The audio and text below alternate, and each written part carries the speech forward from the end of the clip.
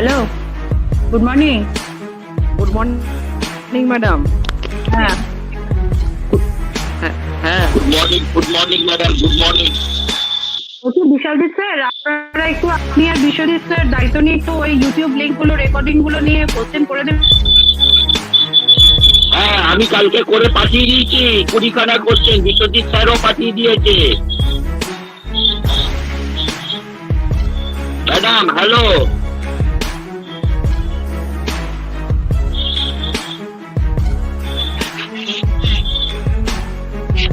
হ্যাঁ হ্যাঁ, ওই সুধাংশু, আচ্ছা ঠিক আছে। হ্যাঁ হ্যাঁ হ্যাঁ, সুধাংশু স্যারকে পাঠিয়ে দিয়েছি।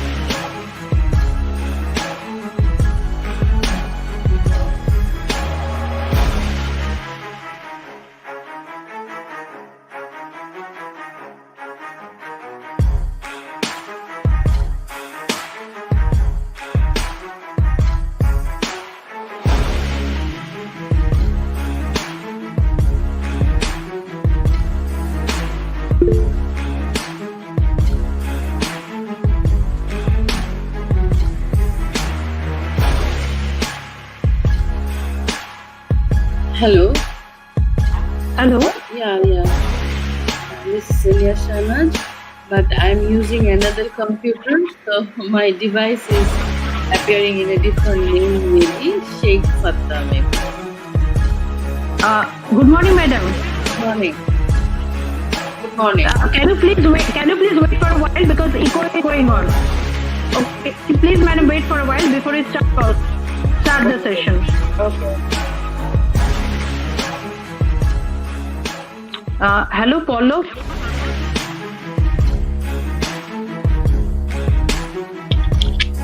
Paulo.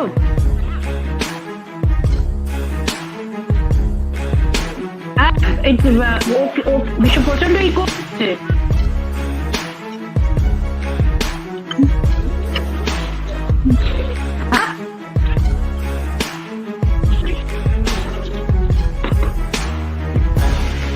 আচ্ছা, তো anyway, so when will you start the broadcast?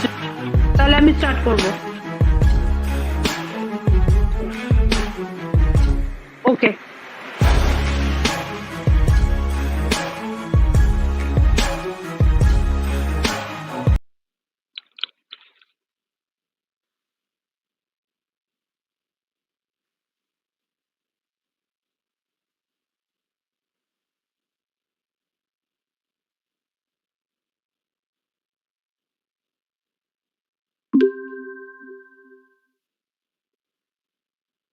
So hello and good morning to all the participants, dignitaries.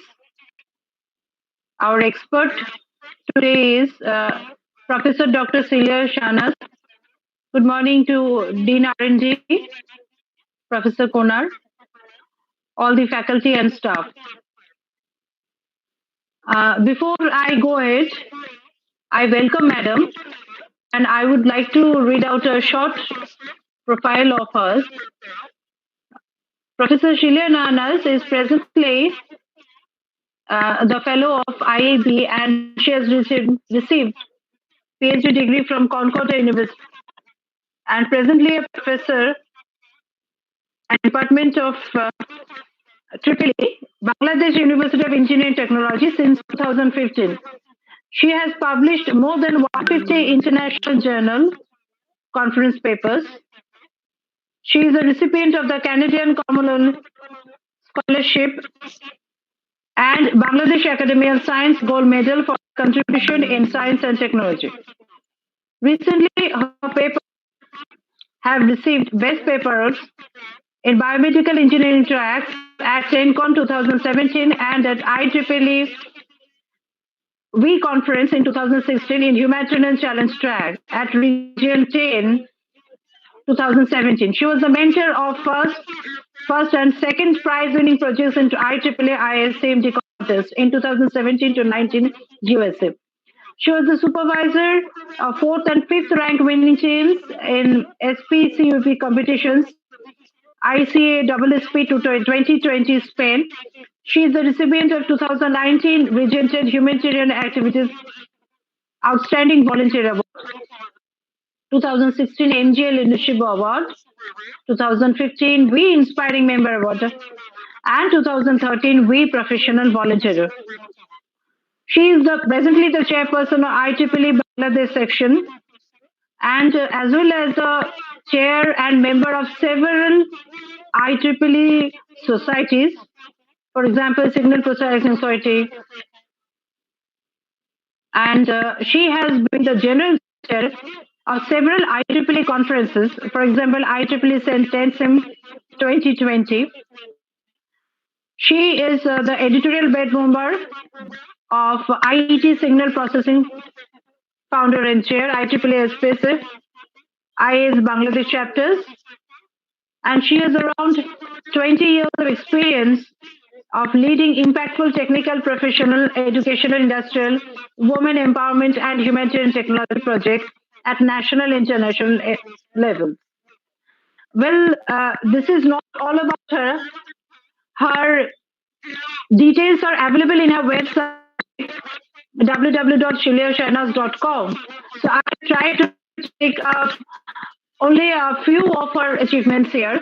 to portray her achievements. So, Madam, thank you for accepting our offer of invitation.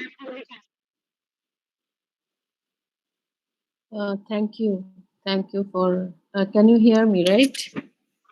Yes, Madam, you're audible. You are Yes, requested to start your session, Madam. yes, yes. It is a humble introduction. Thank you for inviting me. So let me share my slide.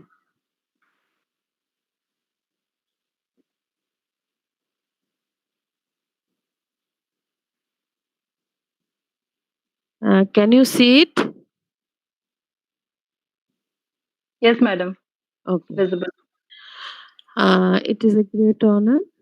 This is lockdown period going on, and still for the faculty development and for skill development, you have arranged such webinar for knowledge sharing. So basically, I work in the area of signal processing and application of signal processing, machine learning, pattern recognition for different signals starting from speech, image, video, power signals. So to have chosen today, I have chosen the application of deep learning, application of machine learning, feature-based classification for power signals. And one of the important applications is location identification using power and audio data based on temporal variation of electric network frequency and its harmonics. It is very important for security application and for other application, and it's a different kind of work. So Dr. Nabamita has said about me. So this is my brief bio. I'm a senior member of IEEE. I'm serving around 20 years, and among these 20 years, more than 18 years as an IEEE volunteer. I'm part of many technical society chapters. I'm founder of four technical society chapters like Signal Processing Society, Robotics and Automation Society, Industrial Application Society, Society on Social Implications of Technology. So apart from it, I work in Engineering, Medicine, Biology Society and Power and Energy Society because these are all interdisciplinary since I work in machine learning and other computational systems. So it's a great honor to share my knowledge, my interdisciplinary knowledge with you. But what I believe in my research is the power of networking. If you look into this picture, this is Global Power and Energy Society Day, PES Day. It is usually celebrated in April, and the right side is the IEEE Day. It's celebrated in October. This year it will be in October 6. It is celebrated by Women in Engineering Group, WIE. So this is actually human chain of researchers, students, undergrad, women in engineering members, young professionals. And this is a very powerful network, and that helps me to do innovative research. And if you can look at the application of my work, then you will understand that I actually follow the innovative ideas in every sphere of my life. Okay. And whenever I do something, I really try to connect my work with the United Sustainable Development Goals, SDGs, like no poverty, zero hunger, good health and well being, quality education, gender equality, sustainable cities and communities like this. And I request you to follow my Google Scholar citations. If you search Celia Sanat, hello, if somebody is not talking, please mute your microphone so that my because I am hearing some noise of cars and something. Please mute your microphone if you are not speaking. Doctor Dr. Navamita, can you just announce this?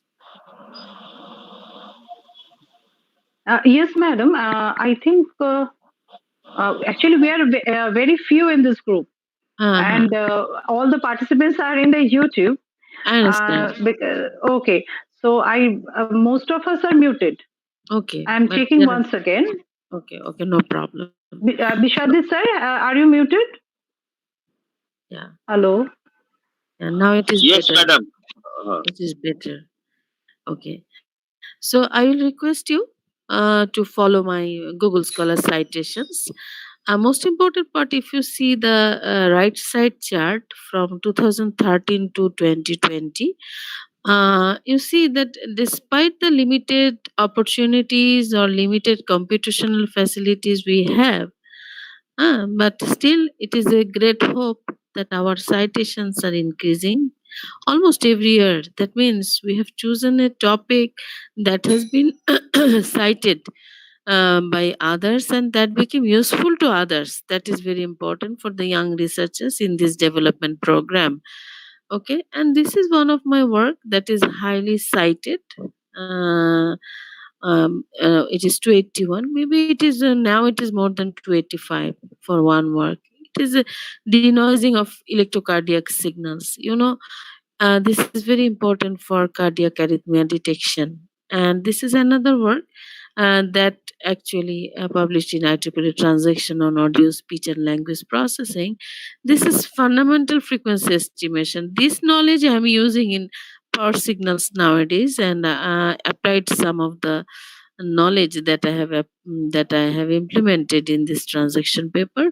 And this is also IEEE ACM transaction on audio, speech, and language processing. This is speech enhancement, and this also enhancement procedure that can be also employed in different power signals for reduced noise. So these are all interdisciplinary, and I basically tried to do it. And if we look at both the transactions, even in 2009, one is published in 2012, still people are citing it, and that gives a hope that we are moving in the right direction. And this transaction also 2014, and if we look at 2020, still people, we are middle of the 2020 and people are citing the work. So citation is very important. Now coming to the question, there is a terminology, electric network frequency, that we call ENF. Huh.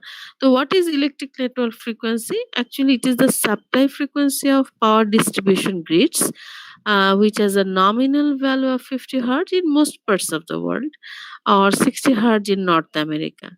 And it can be defined as F is a ENF, which is the set point frequency F0 plus minus del F. Del F is the deviation between the instantaneous frequency and the set point frequency.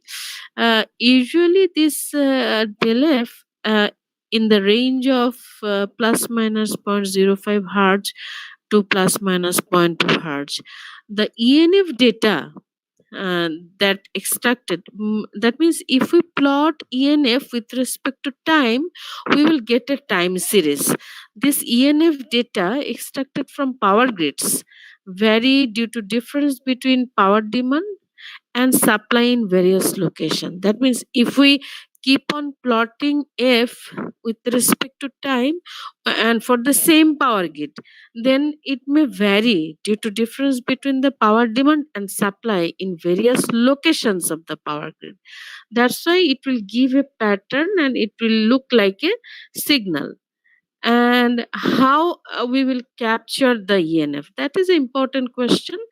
uh, Usually, digital audio recorders that are plugged into power mains or are located near a power source can capture the ENF signal. So, this is due to interference from electromagnetic fields originating from power sources and from acoustic hums and mechanical variations produced by electrical power devices. So this is very important. If a audio data is recorded, so within the audio data, the pattern or ENF of power mains usually remains. So that gives a security concern, and that gives a indication that a person who is recording audio, digital recording, he or she lying or standing near which grid can be identified. That's why from the grid and from the audio record, so this application has a very future potential to identify the location variation, or it is like a location stamp. So we want to verify that. Huh. So ENF, why ENF? Actually, I said some of it. Why ENF acts as a location fingerprint? Like, the fingerprint works as a identification method in the airports. In our case, the ENF, electric network frequency, can also serve as a location fingerprint, because ENF variation holds some recognizable patterns of a specific grid, because the variations are considered to be uniform for a particular grid, and the variation separable from grid to grid observations due to different degrees of control mechanisms used to control load imbalance in respective network. That means it is uniform for a particular grid, but it is separable from grid to grid. Minor differences are also observed in different location of same grid due to cycle pattern of power demand and supply that I have seen. So ENF of the same grid should have same intra-class compactness. That means within the same class, if we plot the ENF, it should be very compact. Now, if we plot ENF from grid to grid, since they are different due to different degrees of control mechanisms used to control load imbalance, so they should be separable. They should give you a inter-grid separability. So that's why ENF is very potential as a location fingerprint. These are the previous work published in different references, and these are a very recent work. Actually, this work I started to do along with my students after a signal processing cup competition, where such ENF data was given and location site verification from a grid was an important task to be solved. And my question is how ENF looks. I have explained that ENF is a variation of power line frequency. And if you plot it with time, x-axis is a number of samples, and if you record the value of f on the y-axis, then you can get patterns like that. And you can see we have shown here ENF of different grid A, B, C to I. And from the visual observation, you can see that grid A is different from grid B. Grid C is different from grid D. That means there is a remarkable difference in the ENF signature. So we want to capture it, because if we test a grid or if you test audio data within which this ENF is lying, so of course that ENF may look like grid B or ENF may look like grid C. We really don't know how it looks like. Our job is to identify whether the test ENF is coming from grid B or coming from grid C, that we want to identify. So what is the method? There can be different method, but particularly today I will present one proposal that is called root music algorithm, that we have used for extracting the ENF. Not only that, we have proposed to use the ENF and its harmonics. ENF is the fundamental one, and also its harmonics, to get a pattern. So, and we also decompose into slow and fast varying components. Once we have ENF and harmonics of ENF, we decompose them into slow and fast varying components. And from those fast and slow varying components, we try to obtain some statistical features. And because these are important to get the variation, and then we employ classifier to identify the region of recording on a publicly available power and audio dataset, because it is important that from which data we are applying, because there are publicly available some power and audio dataset together. So this is our job to identify the region of recording, that means which grid is this ENF or the test ENF lying in the audio data is coming from which grid. That is the problem statement. For database, actually, power recording from 9 different countries, namely A, B, C, D, I. That means we are handling a very tough problem. It is not a two-class problem, A or B. It is a nine-class problem. That's why our feature must be very unique, that can make a difference between two grid, and that can identify any ENF from the same grid, no matter there is a minor variation. It will always identify this is grid A, although there will be some minor variation. But there should be significant deviation from A and B, so that we can we can identify that which from which grid is coming, and in that case there are 9 grids can come to the test. So that's the most difficult problem, 9 class classification. And we have taken signal length from 6 to 8 hours and sampling frequency of 1 kilohertz, 360 hertz grid name ACI, and rest of the others contain 50 hertz grid, because basically in our books we handle two types of grid, 60 hertz and 50 hertz. So among the grids considered, ACI are the 60 hertz grid.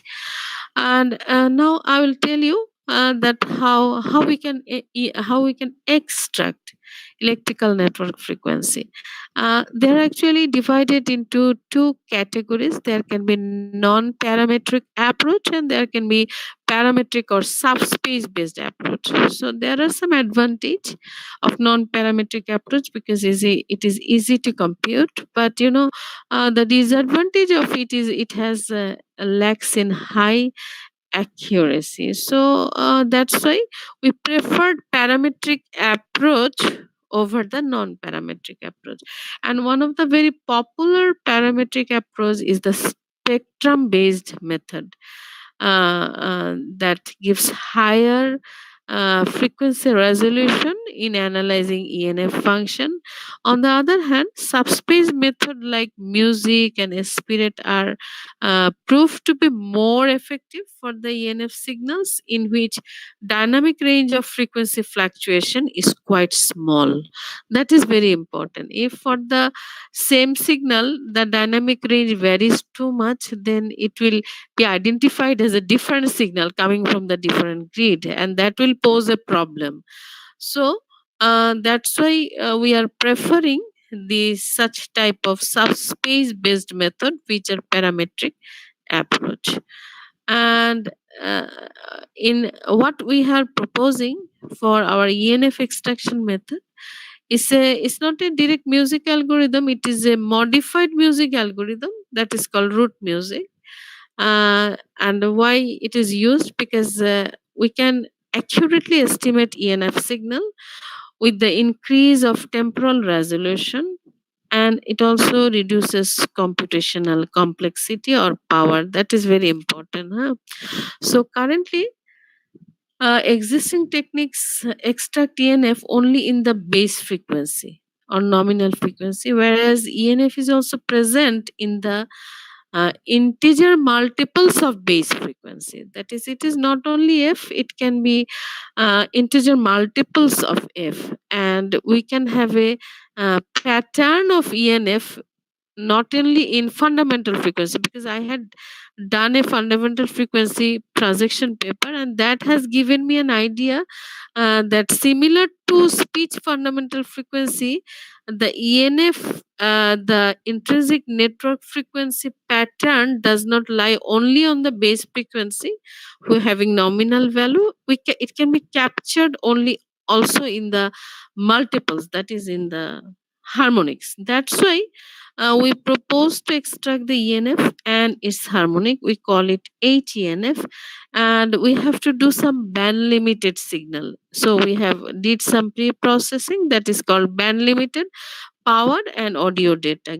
After having band limited power and audio data, we apply root music algorithm and we extract ENF, and not only that, we extract the harmonics of ENF. Okay, this is the ENF harmonics plot. You know, for grid A, if you look at our previous figure, that was grid A, original ENF. But if you look at the grid A harmonics, they are different. That means there is a structure that remains in the ENF and also its harmonics. And if you look at the ENF harmonics of other grids, also harmonics of different grids are also very, very different from the visual observation. So that means they have a different pattern which can be easily captured by this method.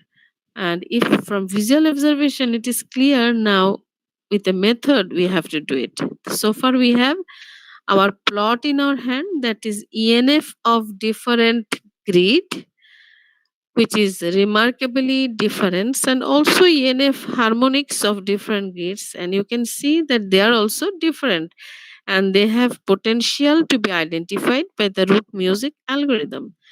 And this is the flow chart for grid location identification scheme. That means we will extract ENF and harmonics of ENF. Then we will decompose ENF into slow and fast varying component. And this slow and fast varying component, from there we will extract some statistical features. Once we extract the statistical features, we will train a classifier model using different classifiers. And finally, from the model, classifier model, we will detect which grid the ENF belongs to. So this is a pattern recognition and machine learning technique. So we have scope for proposing different kind of features. Although will show what type of feature, and we can propose or adopt different type of classifier to have a best result. So, how we will decompose the ENF signal? It has been observed that extracted ENF waveforms contain two observatory segments. Yes, if you can see the original data, you see there are slowly varying components in grid A, also some fast varying components. So, we wanted to decompose it into two separate components. The less variable portion, which predominantly shows very low resolution of change, referred to as low frequency, and other segment is relatively highly fluctuating portion which varies. Let us consider the ENF signal is the main signal, LF is the low variable segment, and HF is the high variable segment. So if we can find the low varying segment, and if I have the ENF in our hand, from ENF to minus LF we can find the high varying component also. We don't need to identify separately high variable component. Once we can identify the low variable segment, it can be easily extracted by subtracting it from the ENF. Acha. So these are the features from the our subsystems are 50 hertz power data, 60 hertz power data, 50 hertz audio data, and 60 hertz audio data. Basically, for power data, we have taken different features such as waveform length of low frequency ENF, mean of entropy of high frequency ENF, peak factor of low frequency ENF, median of low frequency high ENF, low frequency and high frequency ENF, and log, that means variance of correlation of HENF. So these are the different statistical features we have tried using the formula for calculation given in the right column. We could do also higher order statistics because some skewness, cartoon disease to have a better my students are working with the higher order statistics also. And in case of audio data, we have taken the signal power of HENF, AR parameter, autoregressive parameter. That means audio data has some peaks and it can be represented by the all pole model, and from there autoregressive parameter can be obtained, and peak factor of low frequency ENF, a mean of low frequency ENF. So we deducted and we detected such features from 50 hertz audio data and as well as 60 hertz audio data. So this is our system under test, and this is the feature we are proposing, and right column is the formula for calculating those ENF. Once we have the ENF signal, using this formula we can easily find these features. Okay, once the feature vector is formed as seen in the previous slide, now our job is to feed them to different classifier. There are different classifier. Actually, we started from the simplest one to the more complex one. The simplest one is the k nearest neighborhood classifier, and also we have actually tried different complicated classifiers such as support vector machine. So there are different types of kernel we have used for support vector machine. One can be linear SVM, quadratic SVM, medium Gaussian SVM, cubic SVM, and we can see that accuracy for SVM classifier using different kernels, and we can see that SVM with kernel quadratic kernel provides more accuracy, uh, uh, like 94.4%. Okay, that is our finding. That means if we vary the kernel, the accuracy varies. Okay, and this is the comparison of accuracy with ENF and decomposed ENF. Okay, and this is 50 hertz power data.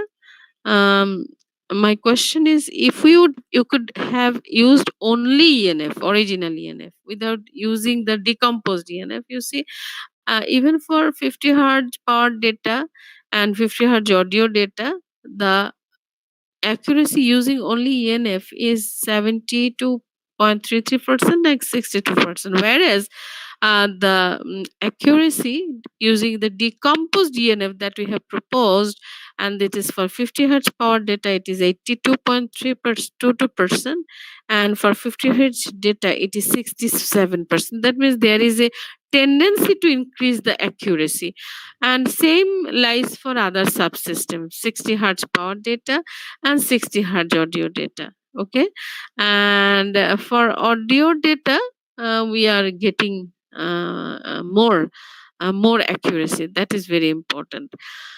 And accuracy comparison. So another is accuracy. Previously we have given the justification that why we will move for decomposed DNF compared instead of taking original ENF also. And in the next slide we have shown accuracy with ENF and accuracy with harmonics of ENF. You can see for all type of subsystem, accuracy for harmonics of ENF is better. That's why it is rational to use harmonics of ENFs instead of using only ENF. So in this slide we have shown that instead of depending on the original ENF, we will go for decomposed ENF. My question is now that we will look for the ENF or we will look for the harmonics of ENF. Of course, our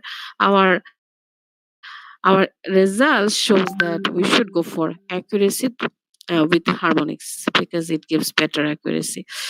Now, this is the power data, overall accuracy of existing and proposed method. This is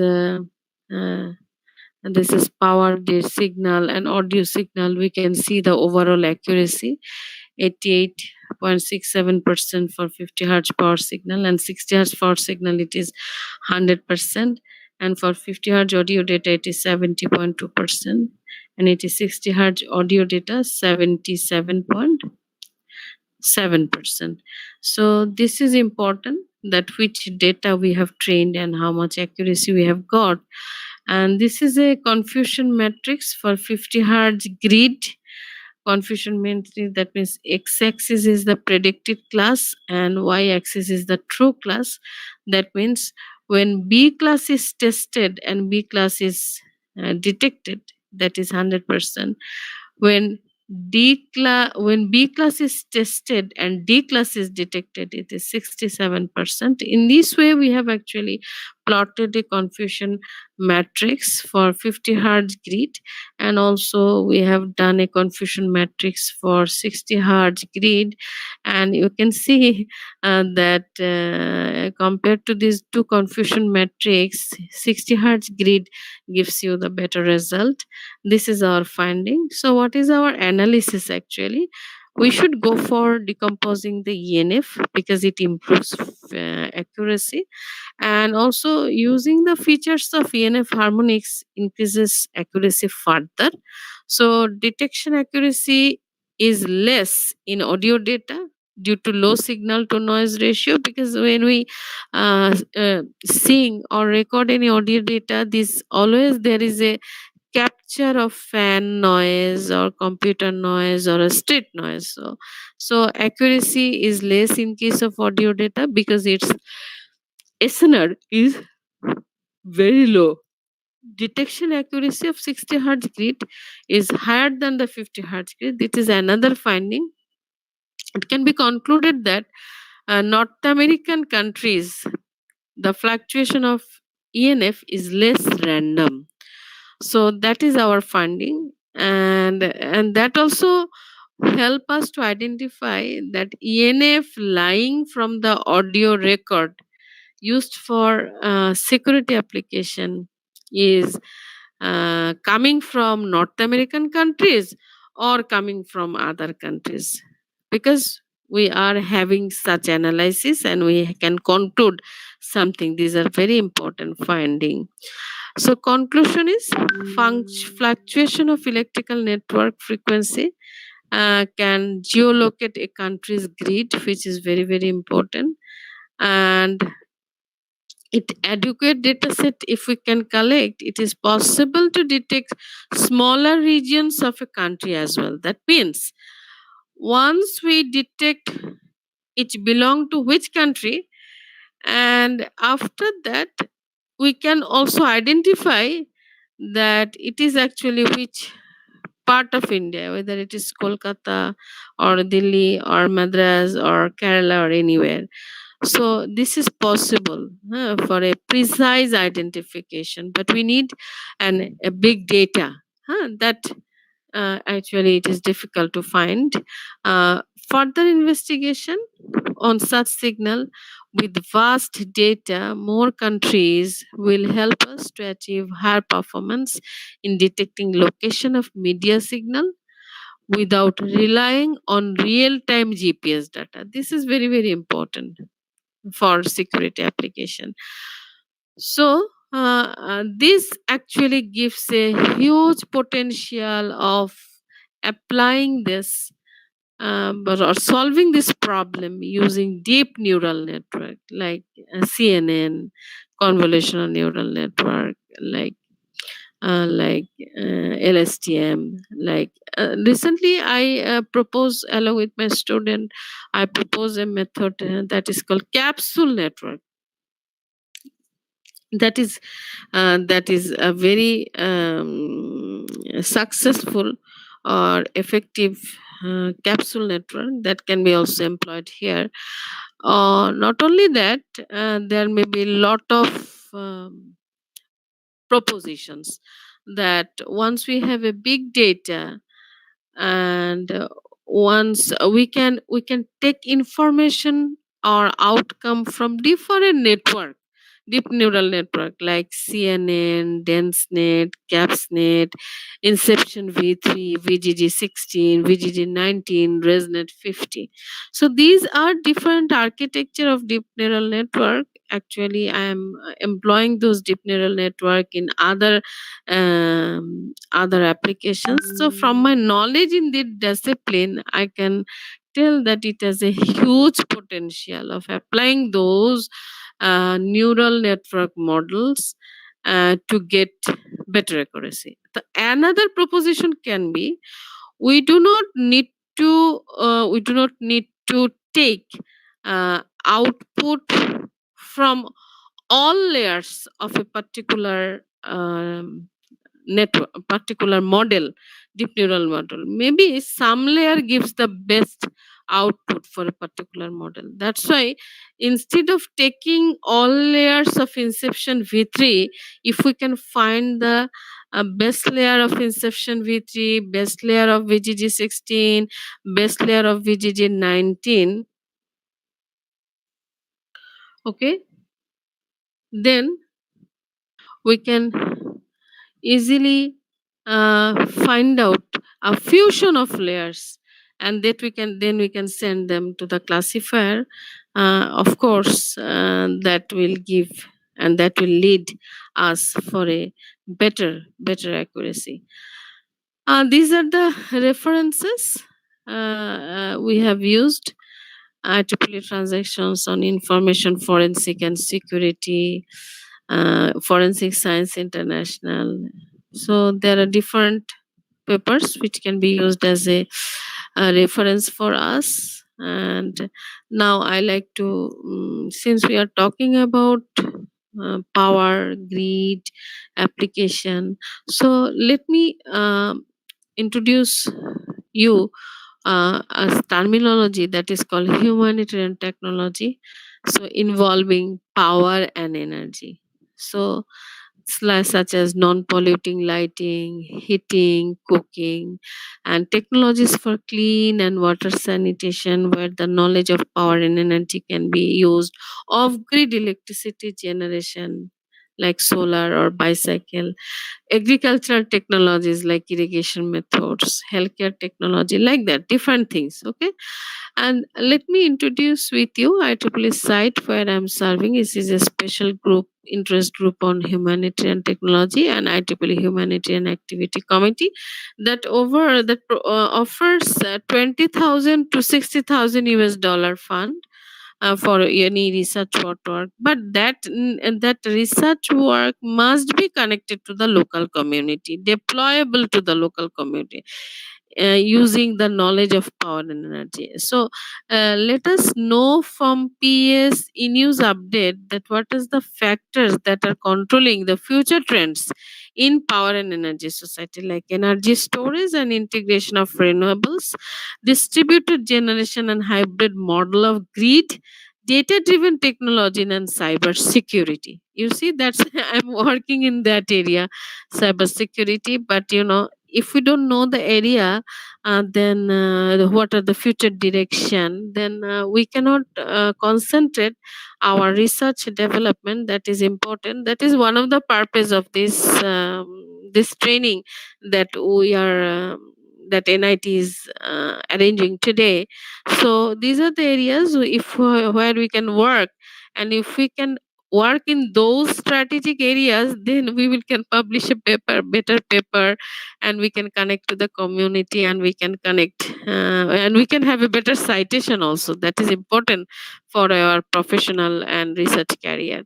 uh, Important thing is that how we will utilize the renewables. We can utilize the renewables for solar panel, or driving water from the well, or from irrigation, or for doing the home automation, lighting, curtain control, office automation, remote maintenance, security and surveillance, which is very important, digital media centers, car park management system, and also we can use the alternative energy utilization. These are some examples that how we can use alternative energy. And this is a very important thing. User, now it is lockdown and we are doing here webinar via Google, because we are privileged, we have internet connectivity. Because I am a professor in a highest ranked engineering university in the country, Bangladesh University of Engineering and Technology. Majority of the students, meritorious student, top students here coming from the very rural villages, and now the residential halls are locked and we sent our beloved student to the home where many of them have no connectivity, no electricity. So let us utilize, apart from our doing research, we really want to do research for providing the power and energies to the underprivileged community, so that they can use it when they really need it, such pandemic period or such time where online education we are demanding and we want to continue, but they do not have a way to do it from their village home, or they do not have way to connect it from their village home. So these are the potential areas where we will actually think about our emerging lesson. No matter whether we are using pattern recognition, machine learning, deep learning, we have to connect with a problem in the community, how the problem in the community can be solved. That means, if I've seen in my research, I have identified a problem of finding a stamp of a audio record given by any person, and to identify his identity, he or she is closer to which grid. That means it is a community problem, right? Security threat, cyber security. So we have to identify this. And if I could take the work into an apps, and that could have collaboration with ICT also, computer science also, and that could give better flexibility of any user who wanted to know identification of others, okay, using the apps. That is very important. And you see, there are we must teach our women, our younger girls, that how to build a solar uh, panel, a small solar panel, rooftop panel, that can be deployed in the small houses for their education and for their minimum education, and also for the community clinics for a uninterrupted power supply, for a continuation of a pregnancy, or continuation of a operation of a pregnant woman. And this is also a Haitian health center is given support uh, by the Georgia Tech students, and the Georgia Tech students have developed an electrical power, a hybrid microgrid system that included a 7.2 kilowatt PV array at far location. So these are the things as we can do as part of our research, or and where we can employ our undergraduate student, our master student, our graduates, to our PhD student, three generation student. Also we can so that the work continues among three generation. I will request you, if you need any funding for your research, or if you want to do such work for your community using your power and energy knowledge, then I work for IEEE Smart Village. And this IEEE Smart Village actually provides AC DC microgrids 1 to 40 kilowatt, and it supports energy to schools, fans, TV, clean water, agricultural, and street light. And in this way, actually, we can connect our research to the sustainable development goals to support many people in the community. And the middle picture, actually, in some part of Himalaya, where a village where there is no grid, no connectivity, this IEEE volunteers like us who are working in the power and energy society have electrified that mountain where there was no electricity. And this is also very important because our streets are very narrow and we cannot send our ambulance or rickshaws or other cycles to many streets. Look about a pregnant woman who wanted to get delivery and need ambulance. So this need based research where you can develop a solar based ambulance or solar based rickshaw will connect you to the community and to help you to have your research covering more people who are underprivileged who really need it. This is one of the projects, solar project from the Madras. The sea, the people who are going to see, they really need. You see, the sea has a solar panel on the top that is help for their lighting, their engine, their cooking, their mobile charge.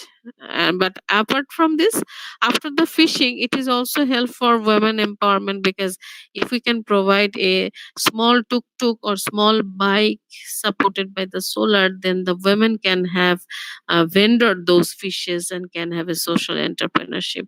So this is a way of employing high level research to the people, and to reshaping the life of community. Now it is COVID, although it is not related to power and energy, but sometimes the power and energy materials are used here.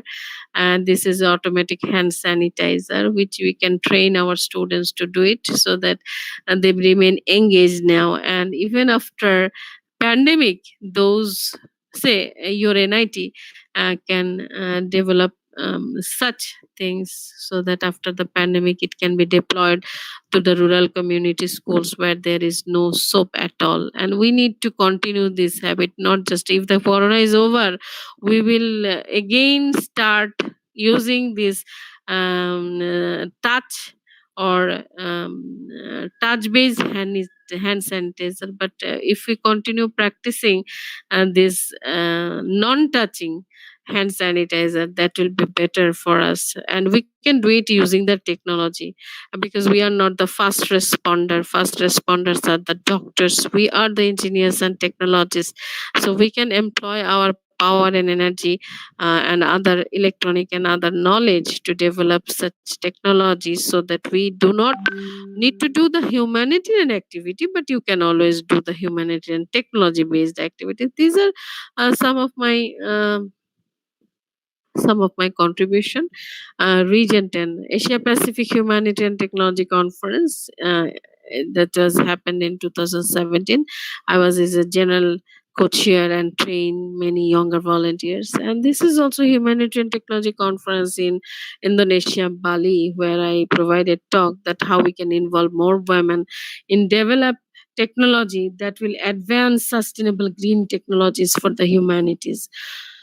And there is a society called very old society. If you can search IEEE society, social society on social implications on technology, the people who are working like me in the power and energy society, they have a huge overlap area and have scope to work in a society. And this is a society flagship conference istus, and we have arranged a women in engineering panel where we have communicated with the people from USA and people from Australia to know the good practices so that we can deploy it in Bangladesh, India, Pakistan, Sri Lanka. And this is also Global Humanitarian Technology Conference. It is in USA, where we have also organized a women in engineering panel to know how the smart village people in region 7, region 6, region 8, and America, region 1 to 6 are working so that we can deploy those in our countries. Okay.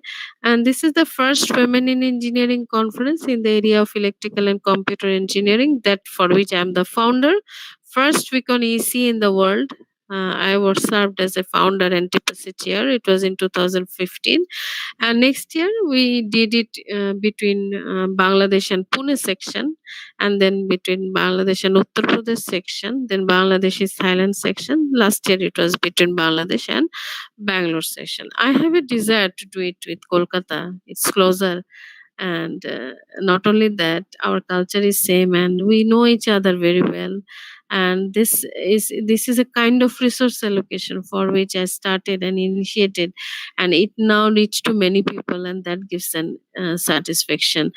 Actually, not only that, it was an International Women in Engineering Leadership Summit that we have owned from the Global Women in Engineering. And in that case, we not only talked about leadership, actually, we talked about how to train our women about nuclear power engineering, because in our country, a lot of investment are going on for nuclear power engineering. I suggest you for opening signal processing, because up to 15th August it is only zero point 0.5 US dollar for the students. And if you have that, you can write a proposal on winter school on multimodal signal processing for power applications, or grid communication, or distributed generation, or many way application of signal processing to power, that you can win the 5,000 US dollar for your faculty development or for your student development. This is a collaboration, Piacon, for which I am the founder. It is a collaboration between Section and Industrial Application Society, because the research I have presented, that identification of ENF from a grid is actually huge applications in the factories, and in the security in the airports and different areas. So that with to cover such areas, this IEEE Piacon I'm launched along with my volunteers. Actually, also, we really, when we are applying this machine learning and pattern recognition for power signal, we really need to know what are the implications of applying such AI machine learning technique to power signal, whether it is ethical to apply such techniques. So we really need to know the social implications of sustainable technology. So we also did a workshop or symposium with our SSIT and many people from USA, Japan, China. I'm just giving you some highlight, because usually in the faculty development we just listen to our researcher, but there is a lot of diversified areas where we can connect our research. And also industry, because I called the CEOs of power and energy industry, CEOs of power and energy industry and telco industry. We want to know what is their problem, and so that as an academician, along with our student, we can solve it, and that will foster real industry academia collaboration. And this is also a IEEE Humanitarian Activity Committee funded event, around $4,000 we have formed. It is a women to women empowerment challenge. The women were requested to ask one problem of women of Bangladesh and providing the technological solution using their signal processing, machine learning, robotics, or industrial application knowledge. And our mentors, sponsors, and entrepreneurs have mentors have really guided them that how can they transfer their project into product. And these are some individual awards that Dr. Nabomita has said that I have won from Region 10, 2013 Women in Engineering Professional Volunteer Award from Asia Pacific, 2015 Women in Engineering Inspiring Member Award from the Global WA, 2016 MGA Leadership Award, 2019 Region 10 Humanitarian Activities Outstanding Volunteer Award. Apart from my core best paper award of my research, these are the awards that I have received for um, doing the technical activities for the community, for fostering the research and innovation for the community. And this is our Women in Engineering professional group that became the best one in the region 10 and became best one in the whole world. And another is our Women in Engineering student branch, PUET, where I am serving as a faculty advisor. That is also become best in the region 10 and best in the whole world. And that is an important message, that as a woman, we really need to achieve the competence by skill development only, by doing the high quality research and promoting research and innovation on emerging areas to support the sustainable development goals. And this is as a first female chair, I received this 25 years celebration banner of our section from the region 10 director, Kukzin. And this is a great honor to receive this. And not only that, I have worked very hard for my section. and filed an application and win the 2018 IEEE MG Outstanding Large Section Award. We have designed and conducted more than 130 events in the category of technical research, innovation, entrepreneurial, and different ways. And this is a great satisfaction to receive the awards for my students, women in engineering, young professional, from Jose Mora, IEEE President of 2019, IEEE President 2020, Toshi Fukuda, Regent and Director Akinori, current Director Akinori, Professor, previous Director Kubzin, and the future Director Deepak Mathur. It's a great honor. Actually, that gives me doing lot of research work and lot of design different activities for others. And these are one of our engineering and medicine biology chapter became the best chapter in 2020. Only two chapters became the best. One is Latin America, another is Bangladesh. It's a great opportunity for our volunteers to work. And also our Power and Energy Society chapter, our students are getting a lot of funds from the Power and Energy Society. And our BUET Power and Energy Society student branch became the 27th rank in terms of activities in the whole Asia Pacific. This is the actually largest professional challenge I have received in my life.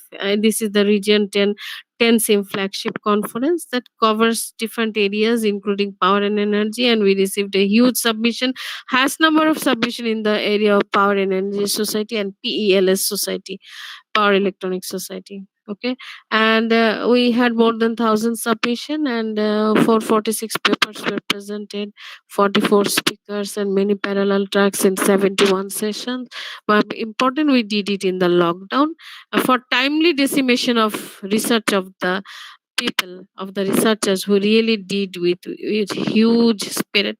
It's a really great thing that I could serve as a general chair of this challenging conference. And this is the first fully virtual Region 10 flagship conference in Asia Pacific, and that acted as a role model for many conferences. And after that, I myself take the lead to organize virtual conference organizers panel, where we have discussed about challenges and possible solutions in a full virtual technical conference with respect to face to face. And it was really successful. Many audit researchers, many audit conference organizers joined it to know about it and to find the solution.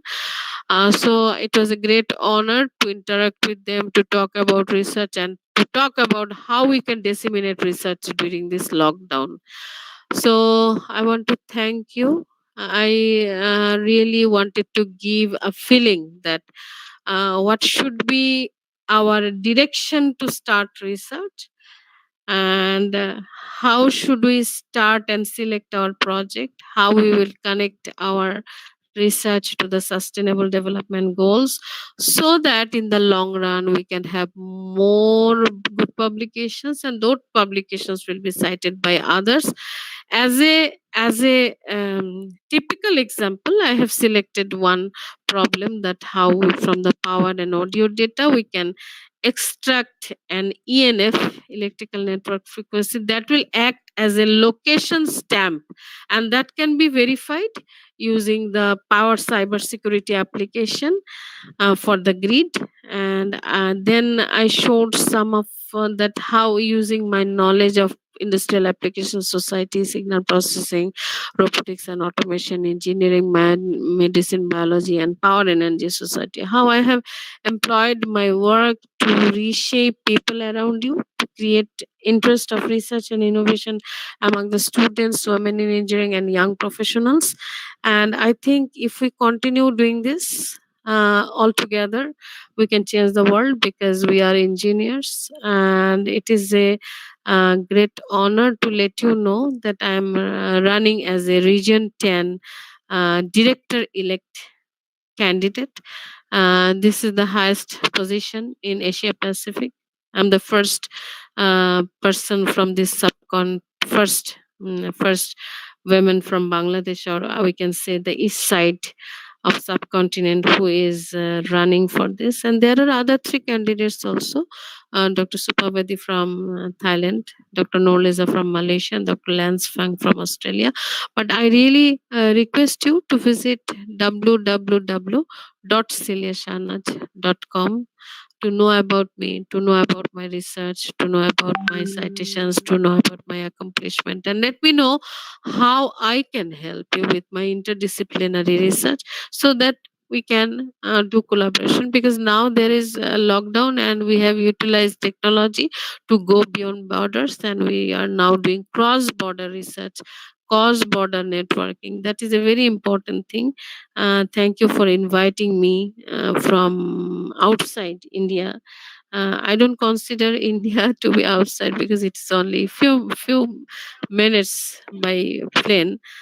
So, and also I have a deep-rooted connection. My maternal grandfather was a lawyer in Kolkata, and also my husband's family still lives in Kolkata.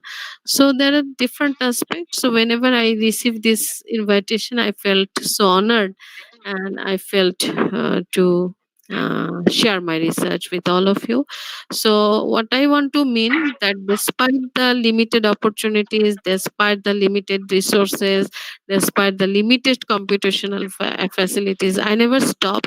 I really find out opportunities how we can have a computational facility, working with my other research collaborators staying in other countries, and how can I get data or database from my collaborators, and then I try to do a high quality research and try to disseminate that information to all.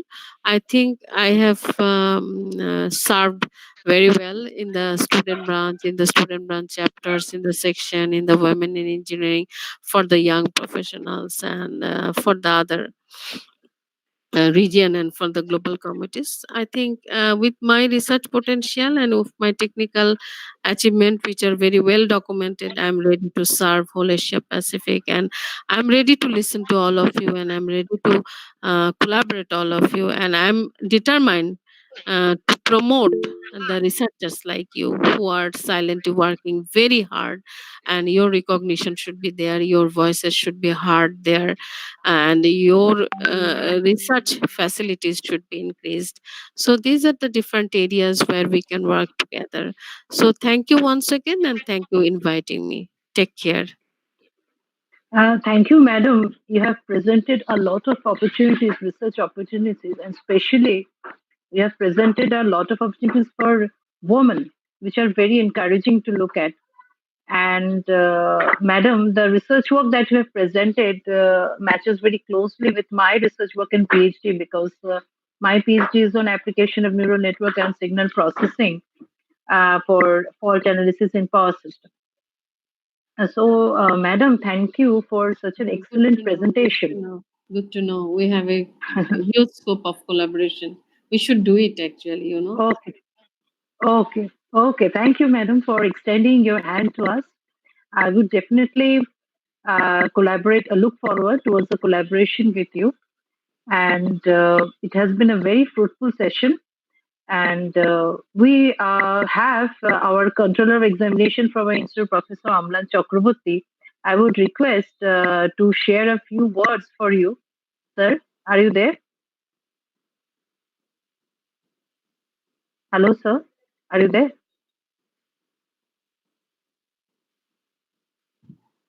Okay. Uh, maybe sir is presently not connected. Well, madam, as a token of appreciation from our side, I would like to share my screen. We are offering a certificate in the digital version, which will definitely mail to you. Thank you. Uh, uh, so I am presenting the screen just to So, have a glimpse of it. will I stop Uh, sharing? yes, madam. Can you please? Yes, I have stopped presenting.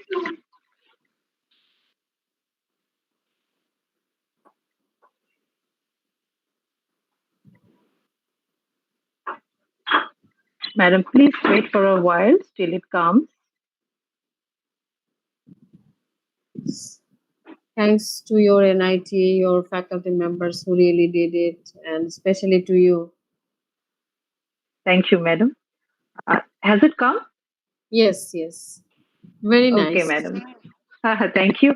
We'll Right. send the same to you in mail as well as by post. And You don't need to spend actually, that money, right? okay. What's the point of No, posting? If no, it is your actually, culture and norm, it's okay. You do. I would like to have. okay, okay. Okay, madam. I will contact with you regarding other issues like how to send a certificate or whatever issues are there. I will contact you over No mail. problem. No problem. Okay, So madam. thank you. So if you have any questions, and let us make Yes, a madam. group from your NIT, and we are so close. We are Yes, so madam. close. There is no way to reinvent the same wheel. So we should not Okay. start working from the scratch. Maybe if Okay. we Yes, discuss madam. together, I can know about many research areas where you are working, and I can take the advantage of your knowledge. And also, there are many areas where maybe I am working, and that is slightly related to you and your PhD students. And if we can actually collaborate in that way, number of areas where I am working, where we are working, will be increased. Our scope will be increased. Yes, So madam. that we should, and you see that when my student and your student will work, it will online, Hmm. and it will give a different feelings, and it will give a different broadness of the scope of the research, which is very important actually. Exactly, exactly, Okay, madam. That's a otherwise, very good yes, otherwise, opportunity. we are working so hard, but Yes. we have to go beyond. We have to be a senior member of IEEE, like you are a senior member of IEEE, so far Yes. I Yes. understand. But Yes. we have to target for becoming a fellow of Yes, IEEE, like that. So we have to really broaden our horizon.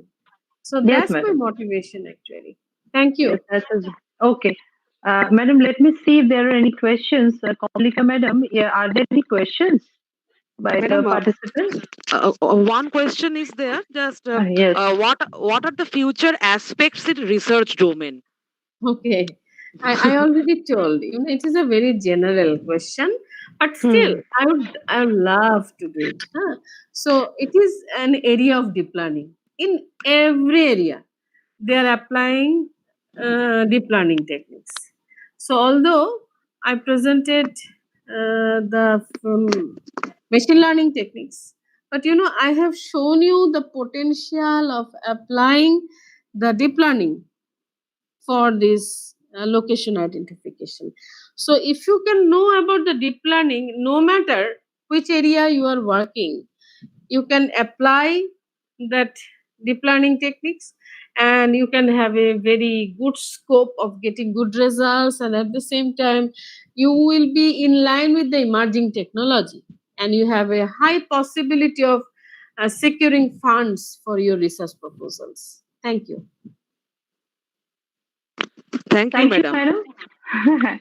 Okay. Are there any questions from the faculty? And No, no. yeah, Madam, I have one question. yes, sir. Uh, Yes, sir.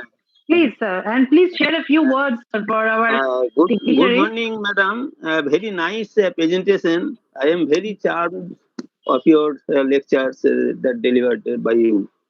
So, one simple question, madam. What is the source of energy generation in North America so that the pulsation of EMF is very low? That you have marked in your lecture. Yes, actually, because it depends on their power generation system, and they are the control mechanism they are using in their supply side.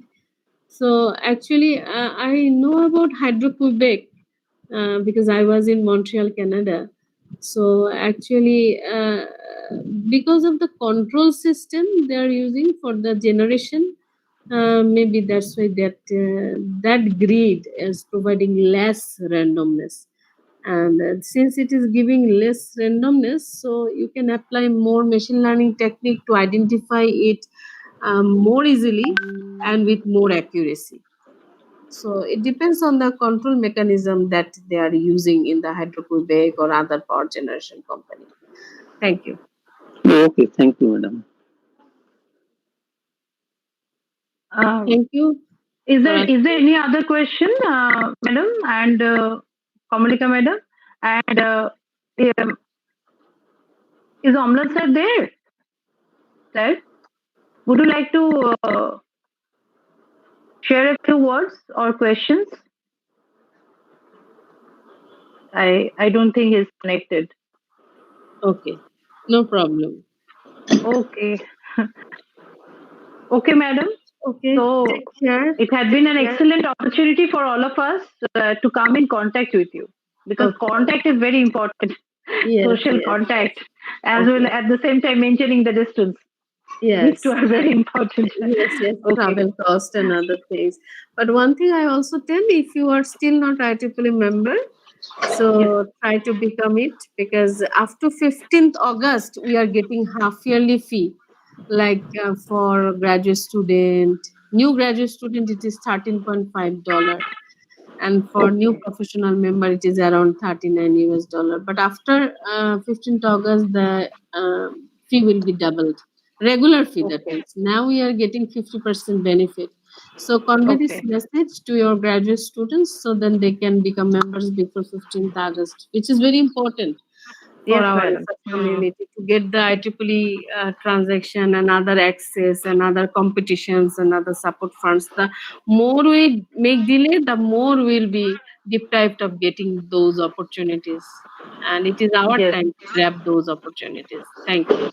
Please convey this to your students right, and madam. to Okay, your young faculty member. okay, okay, madam. So So take goodbye. care. Take care. Okay, Goodbye. yes, Nice, madam. nice Take care. meeting with you. Yes. Okay, Thank stay you. safe, madam. Okay. Yes. Stay safe.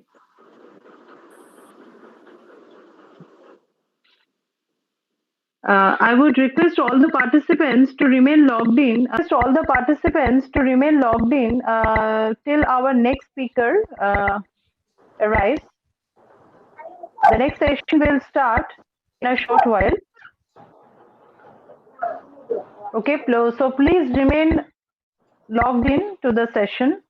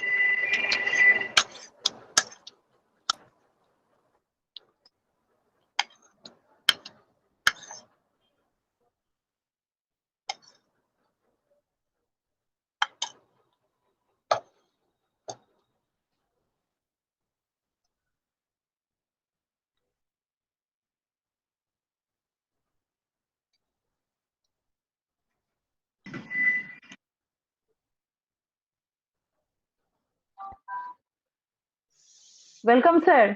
Good morning.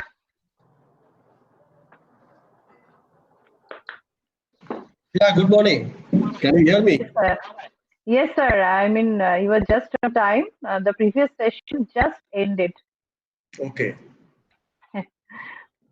So you Okay. need a break in between, or I would start No, sir, immediately? we'll start. Uh, just 2 to 3 minutes before again the streaming starts in the YouTube, I think so. I'll just make Okay. you confirm that Okay. whether the streaming is on or not. I'll just Okay. confirm that.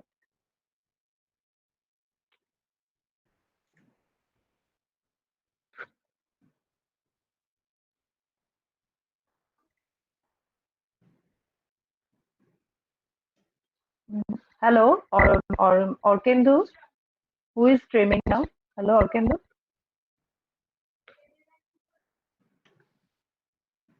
Shall I begin?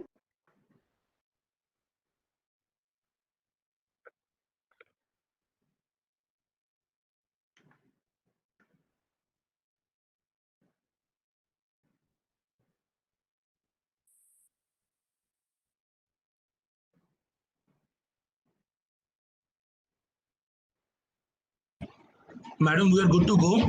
You can begin now.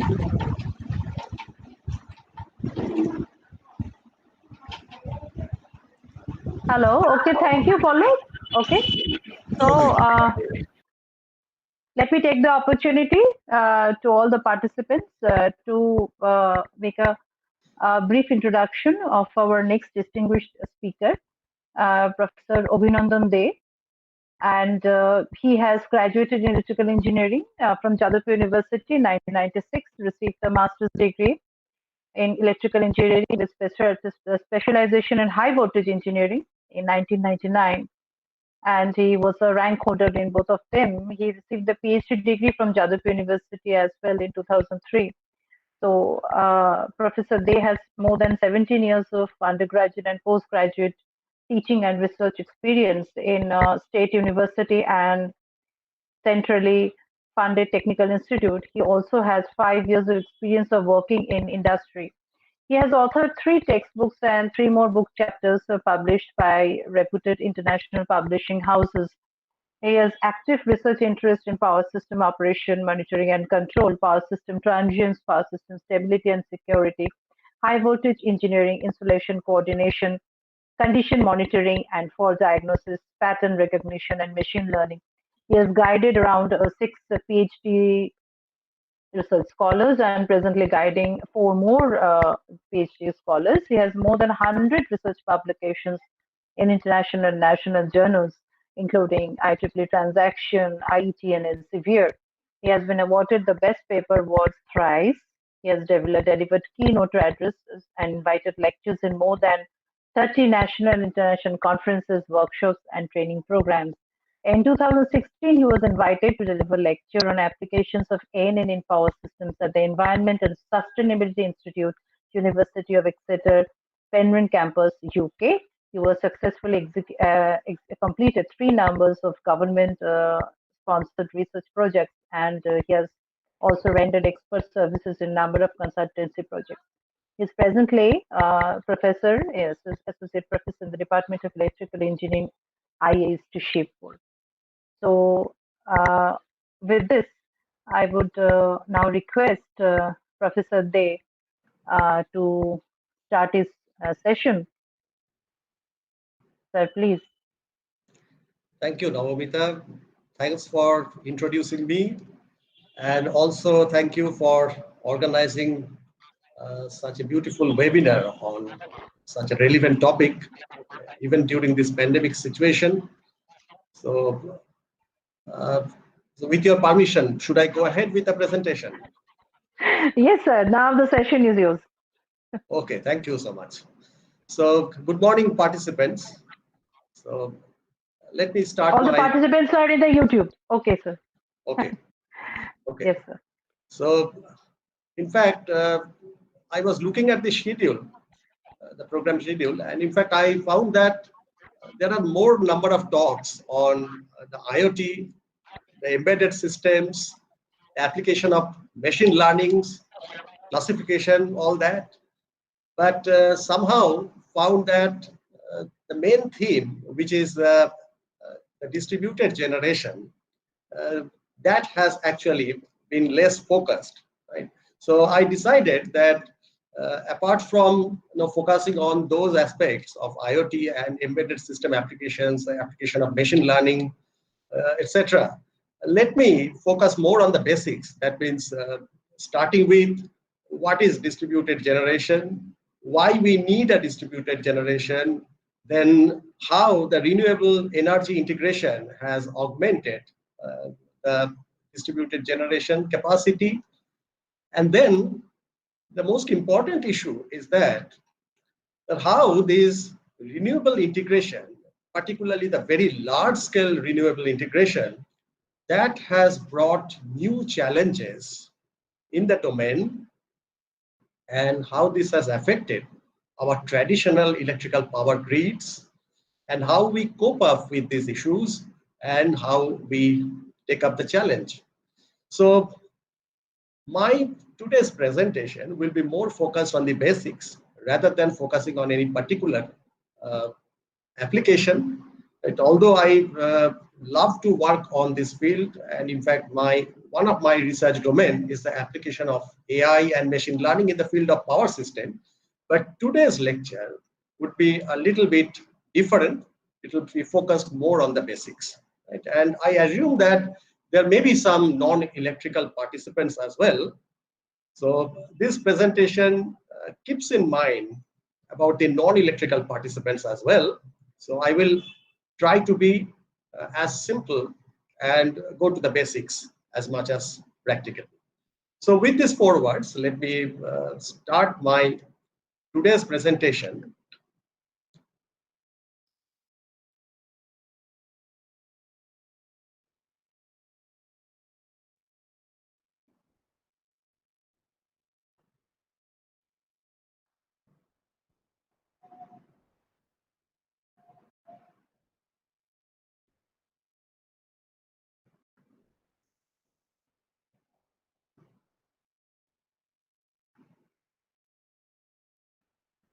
Naumita, can you please tell me that whether I am able to share the screen?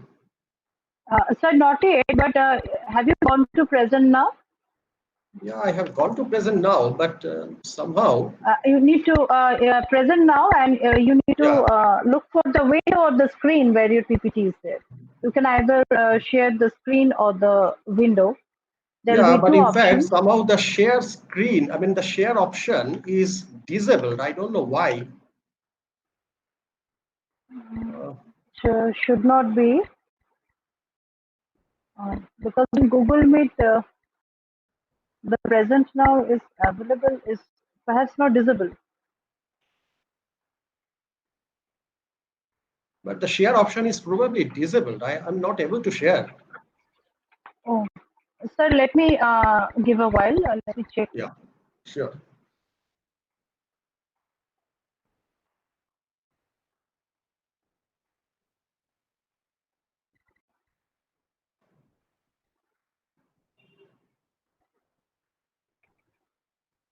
Hello. Yes. Sir, actually, I'm trying to contact the who is the session coordinator here, or can do. Yes, madam. Yes. I mean, is the sharing disabled by somehow? I mean, is it possible? I have not made any change in settings. Just a minute. Can you please check? No, madam. There is present option is enabled from my screen. It's enabled. What is happening is I'm pressing the present now button. Yes. Okay. Now it is showing three options. One is your entire screen, window, and a Chrome tab. Right now I'm going to either entire screen or a new window. But in both the options, I find that the share button is disabled.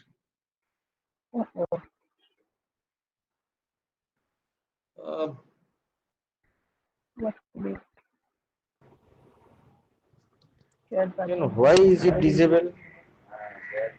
Yeah, this is the strange thing happening. I didn't notice that earlier. Sir, Should I try logging in from a different device? I can do it from my mobile also. Or can do, are you finding the button disabled in your screen? What are you finding? All the buttons are yes. Sir, I'll request you to please open any other tab on your laptop, then apply the share option. Yeah, in fact, the tab is already opened. Okay. I have two more tabs open, but the whole share button is disabled. I cannot click on the share button.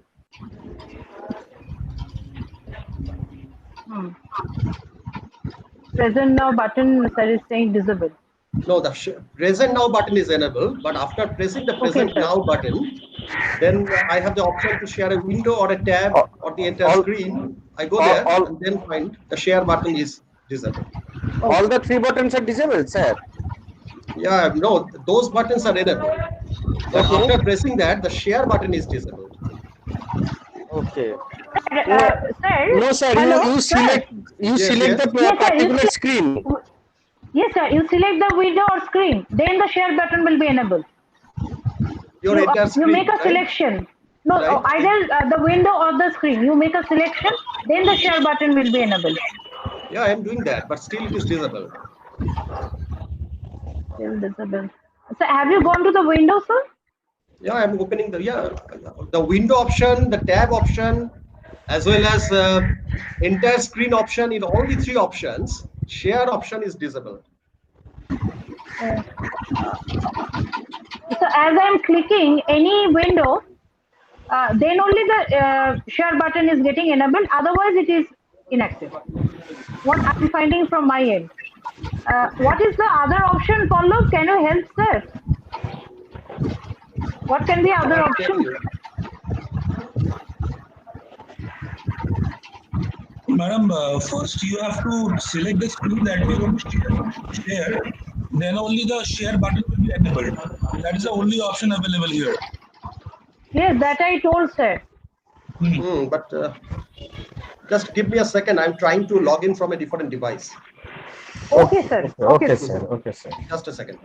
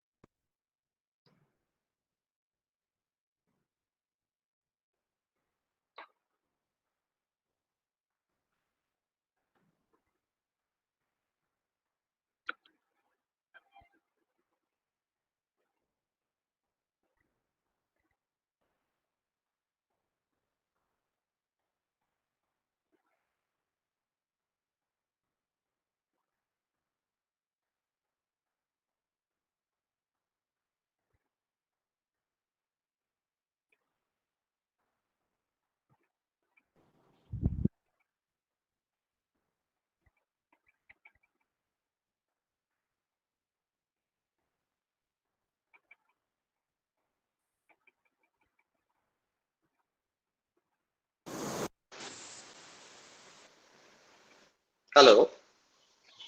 Yes, sir. Yes, sir. Yes, Yeah. sir. So, am I audible now? Yes, Yes, sir. yes, You yes, are sir. audible. Just let me try whether I can share.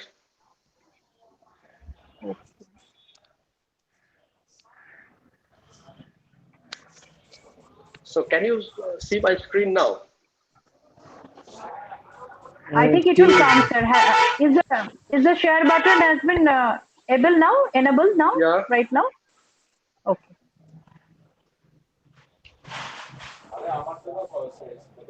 Just 1 second.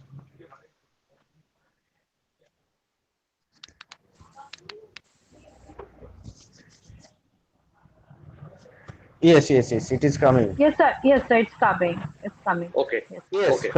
fine, sir. Okay. Okay. Fine. Okay, okay, okay, sir. Okay. So, sorry for the technical glitch. Yes. Sir.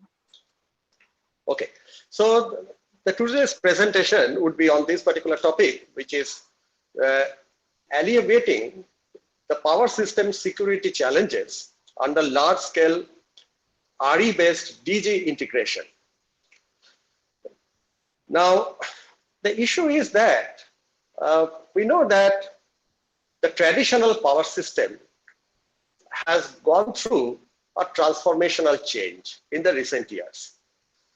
Now, by the term transformational change, I mean that traditionally we had you can say the vertically integrated system in which we had a centralized generation, and this centralized generation was mostly in the form of the fossil fuel based generation. That means mainly the coal based generation. And we also had some hydro generation. In India, we have a lot of hydro generation available. But again, these generations, the traditional system of generation, were mostly the centralized generation. And from this centralized generation, we used to carry the power over a very long distance using our transmission infrastructure. And then we used to distribute the power to the load centers with the help of our distribution substations. So these kind of a system where you have three different entities, starting with the centralized generation, then the transmission, and finally the distribution. This is known as a vertically integrated system. Now, over the last 10 years or slightly more than that, this traditional structure has gone through some changes. And now instead of having a centralized concept of generation, we have localized generation, which is also known as the distributed generation or the DG. Now, why we have the distributed generation? What is the need of having the distributed generation? Now, there are many reasons to go for a distributed generation. If I focus on some of the advantages of distributed generation, is first of all, you don't require the power to be transmitted over a very long distance. So that is a big advantage, because when we transmit the power, we have the transmission losses. Also, the transmission network is subject to disturbances. It may be subject to failure, right? It may be subject to outages from time to time due to different reasons, and this may cause an interruption of the power supply. Now, if you have generation at the local level, then you immediately have the advantage. And the big advantage is that you don't need to carry the power over a long distance.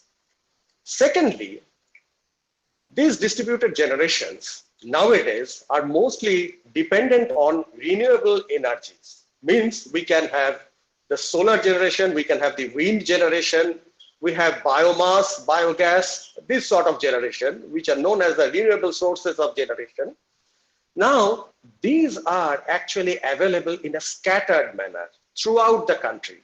And if you just consider of such a vast geographical location of India, then having centralized generation at some specific locations is not a very good idea, at least from the economic point of view.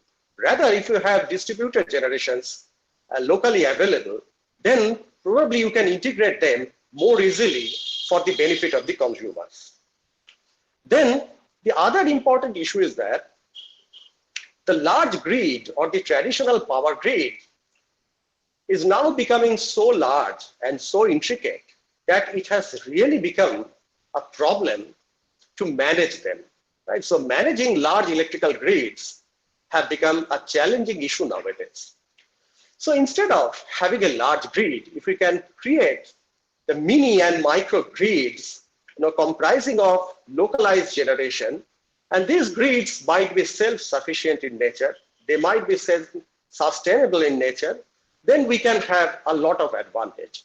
So with this idea, over the last decade, we have found that the concept of microgrid and mini grid has become very, very popular. Now the question comes, when it comes to the large-scale integration of renewable resources. Now, what are those issues? I will come to gradually. So let us first see that what is meant by the term renewable energy integration, and what is the necessity of having a renewable energy integration in the existing grid. So these are some of the things probably all of you know already. So I just want to go through them, that as a part of the efforts to reduce the greenhouse gas emission, you know that the greenhouse gas emission is a challenge nowadays. It's a critical issue. So renewable energy, fortunately, is free from this greenhouse gas emission, because they are coming from the sources like the solar radiation or the wind, which are virtually any kind of emission free. So that gives specific advantage. Now, you know that the government of India has a very ambitious plan, and that plan goes to adding 100 gigawatts of solar and at least 60 gigawatts of wind generation over the next 2 years, that is 2021 and 22. And this includes setting up of 34 solar parks in various locations of the country, and also capacity of at least 500 megawatt which is a pretty high capacity if you consider the renewable generation. We have large coal thermal power stations which can run up to gigawatts capacity, but considering a renewable generation, a capacity of 500 megawatt is remarkable. So now with the increasing price of the coal, the gas and the oil prices in India, and the frequent price fluctuation, and that is another issue. You have seen that the price of these fossil fuels, they are gradually on an uptrend. In fact, because the sources are gradually depleting, there is a chance that over the next few years or over the decades, the price of these fossil fuels will now reach the new highs. So that makes the renewable integration a very good viable option, or you can say it's a good viable alternative. Now, if you look at the options that how you can integrate the renewable energy to the existing grid, then there are large-scale renewable energy integration, such as wind and solar power, and hundreds of thousands of megawatts can be added. And on the other hand, you can also have small to medium-sized generation, which can be integrated at the distribution levels. Now, this particular presentation will be mostly focused on the addition of distributed generation locally. That means in the capacity of 15 to 10 megawatt capacity, and which is particularly known as the distributed generation. Now let us come to the key operational issues. So we have seen that the renewable integration has a lot of advantages, but there are also some technical challenges associated with this. So let us come to the issues first. So why large-scale renewable energy integration is challenging? So we need to understand that what are the issues. So wind and solar energy offer environmental benefits, and they also offer energy sustainability. That's a good thing. However, the wind and solar generation vary with the wind speed and also with the direction of wind and atmospheric temperature and solar insolation. So that is a major problem with this renewable generation. We call it that this kind of non-conventional generation, or you can say the renewable generations, they sometimes face a problem which is known as the problem of intermittency and the problem of variability. So unlike the fossil fuel-based generation, where you can have a steady generation throughout the day or throughout the week or say throughout the month, you don't have the same kind of advantage in case of renewable energy integration. As you know that the solar generation, it changes with the solar insolation, and you do not have an uniform amount of insolation throughout the day. In fact, if it is a cloudy day, you have less amount of solar radiation, right? And at night, you don't have the sunlight at all. So you cannot have solar generation at night. If you come to the wind generation, again you find that the wind generation depends on the velocity and availability of wind speed. Now the wind speed is also variable, right? Sometimes you may have good speed, sometimes the speed may be below the threshold level, and sometimes the speed can even be higher than the threshold level. And in both cases, whether it is below the threshold or above the threshold, in that case, you need to shut down your wind turbines, right? Because it's very risky to run the turbines if the wind speed is above the threshold level, and if the speed falls below a certain threshold level, in that case, you cannot run the turbine at all. So we see that these kind of solar and wind generation, they are very much variable in nature. They are intermittent in nature. Now, the issue is that our traditional power systems, our monitoring system, the control of the power networks have so far been designed keeping in mind that we will have more or less a steady generation. But what happens when the generation fluctuates with time and you have a large amount of variability? I just give you an example that why we consider the variability a big challenge. If you just remember that only a few months back in our country, in fact, the Prime Minister had declared that on a particular day, we will have all the lights, during the evening time for a particular duration of period will be kept off throughout the country, right? Just to pay a tribute to the doctors.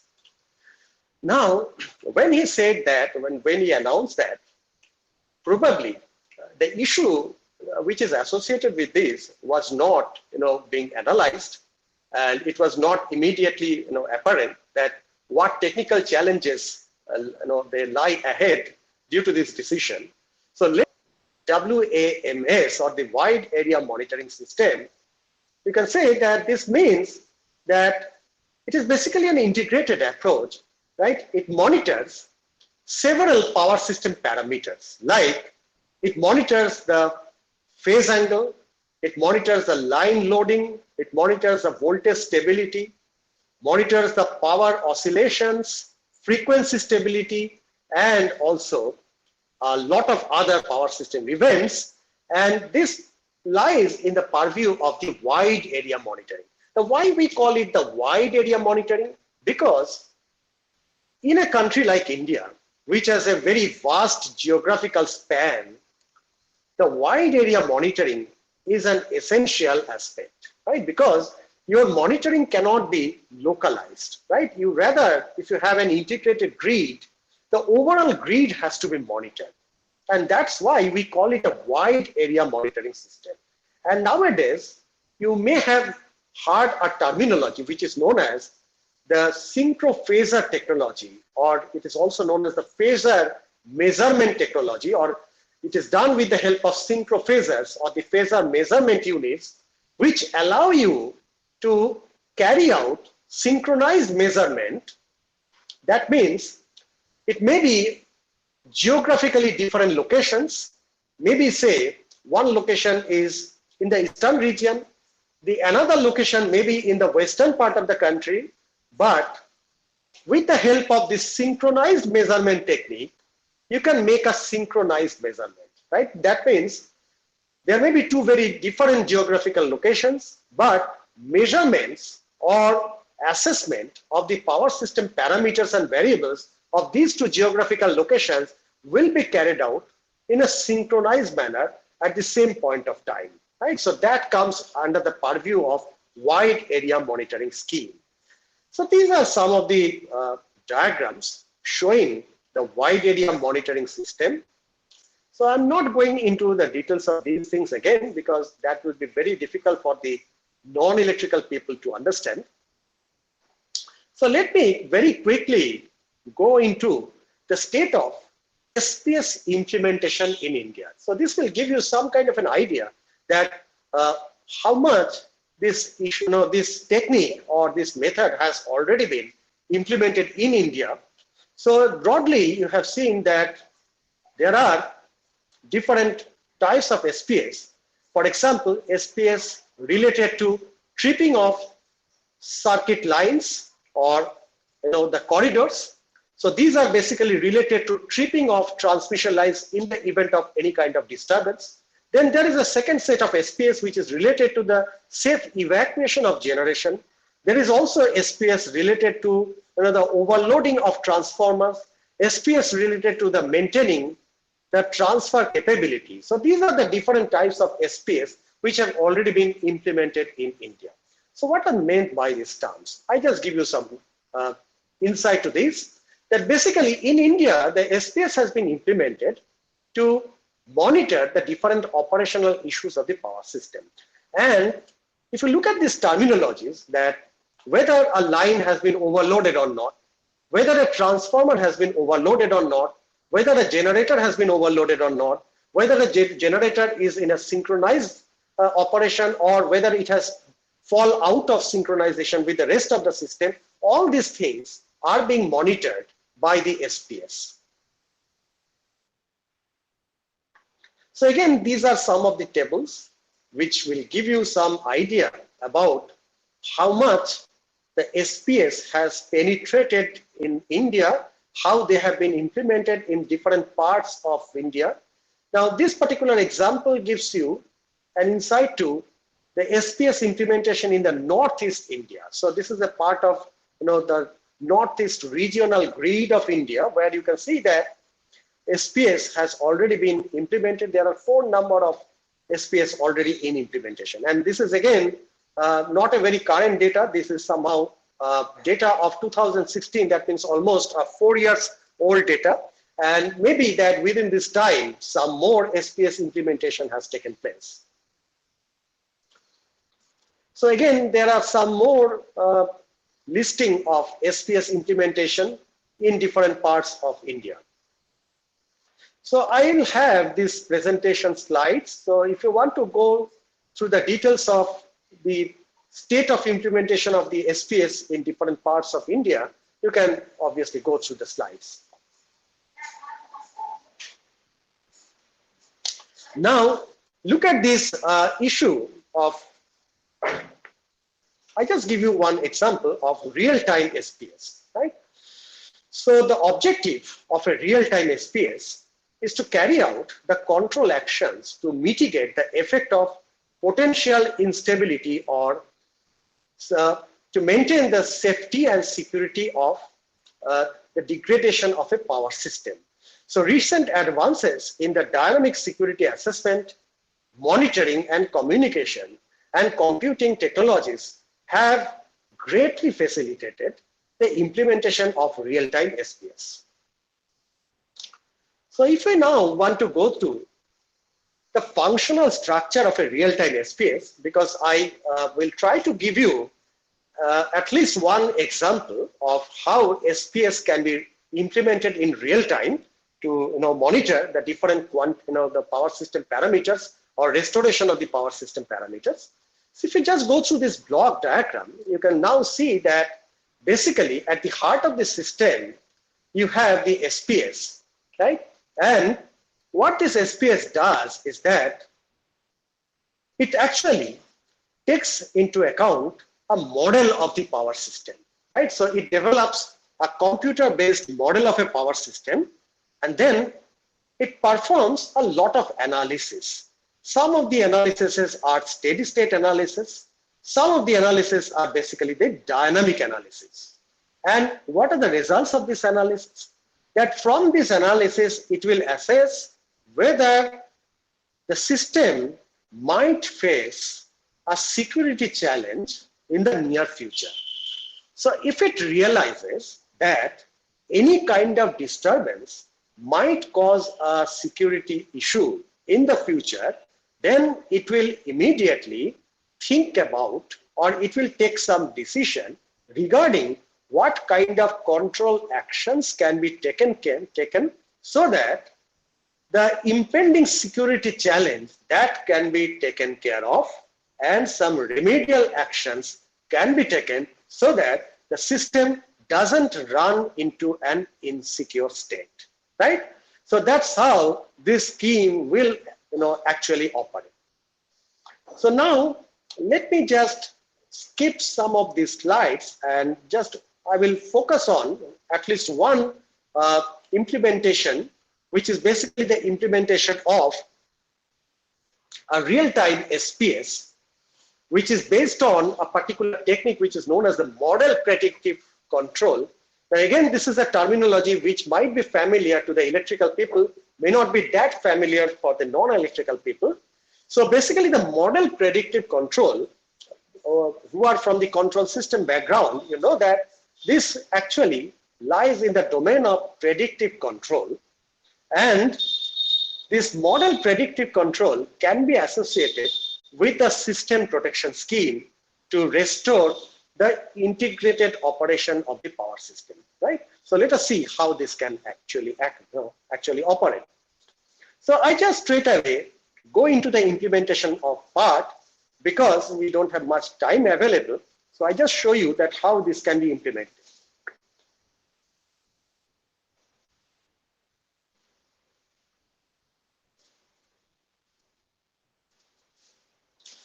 So let me just show you the case. This diagram shows you the voltage scenario in a model system, right? So for a case study, let us focus on an IEEE 30 bus system, right? So we have, just as an example, taken an IEEE 30 bus system. So the IEEE 30 bus comprises of 30 buses. Some of these buses have the generators connected to them, and some of these buses are basically the load buses from where the different consumer loads have been supplied.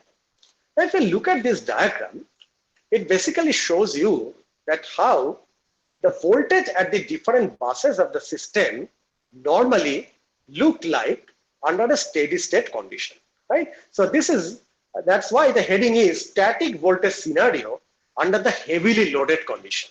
So if you look at this diagram, you see that the voltages might be slightly on the higher side. In some buses, the voltages may be slightly on the lower side. But if you look as a whole, you find that the voltages are within the acceptable range. I have already specified the acceptable range earlier, that this acceptable range is 0.95 per unit to 1.05 per unit. That means within the plus minus 5% of the declared voltage level. So this is fine, right? No problem with this. So under steady state condition, all the voltages are within the acceptable range. Now, let us see what happens if we make a dynamic voltage analysis. So as I have said, that the dynamic voltage analysis basically performs the analysis over a span of time, right? So when we say a span of time, you can see that this analysis has been carried out over a period of around, say, 50 seconds time period, right? Or you can say a few cycles of the 50 hertz system frequency voltage waveform. Now, if you look at the bus voltages, you can see that the bus voltages levels are slightly different for the different buses. They are not all the same. Some are nearly 1 per unit, some are more than 1 per unit, some are below 1 per unit. But what is interesting here is that if you carry out the analysis over a longer time frame, you find that the voltages are still, within the acceptable limit. They don't change with time, they remain steady. That's what you expect when you have a steady state condition, right? So when a steady state condition exists, all the system voltages, they will be in a steady state condition, right? So over the whole span of time, you can expect this. Now, suppose there is a disturbance in the system, right? So when we talk about the disturbance, let us assume that a three-phase fault has taken place, and the fault has taken place at an instant of time of t equal to 1 second, right? So we have assumed that the system was initially operating in a steady condition. Now at t equal to 1 second, the system has immediately, it has encountered a three-phase fault. And let us see what happens when the fault occurs. Now look at the voltage scenario. The same voltage scenario which you had seen earlier, that the voltages at all the buses were steady with respect to time. Now you see the scenario is different. So what you see here, you see that the moment the fault has taken place, that is at 1 second time, there is immediately a glitch, right? The voltage has suddenly dropped to a very low value, right? Now, if the fault persists, then the voltage will actually be very, very low, right? Which is unacceptable. So you cannot allow the fault to persist, right? You cannot allow the electrical fault to continue for a very long duration of time. So you must have the system protection devices which will sense the fault Say, for example, you may have, say, numerical relays. You can even have, say, electromagnetic relays, which will immediately sense the fault, and then it will send a trip signal to the circuit breaker. The circuit breaker poles will open, and it will immediately clear the electrical faults. So the moment the electrical fault is being cleared, you see that the voltage jumps from the low value to the high value again. So there is a restoration of voltage. Now fine, but does it mean that the voltage will remain steady at all point of time? Now, not necessarily. That's what this graph depicts, that even if the fault is cleared and the voltage momentarily is being restored to the original value or close to the original value, it doesn't mean that the voltage will remain in a steady condition over a longer time frame, because there are a lot of other dynamic changes that takes place or that continues to happen in the system as a result of the electrical fault. And as you can see, the result of this is a gradual decline in the voltage with the progress of time. And at one point of time, you find that the voltage has suddenly collapsed. So there is a complete collapse of voltage after a certain time. So this is known as the voltage insecurity, or this is known as the voltage instability, right? So that's what I am saying, that a power system might face this kind of a challenge. Now let us see how an SPS can be implemented to tackle this issue.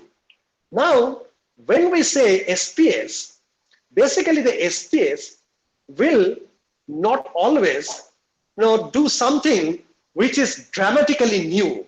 Rather, it will do something which is already, it will actually have some of the remedial measures. It will take some of the remedial measures which are already known.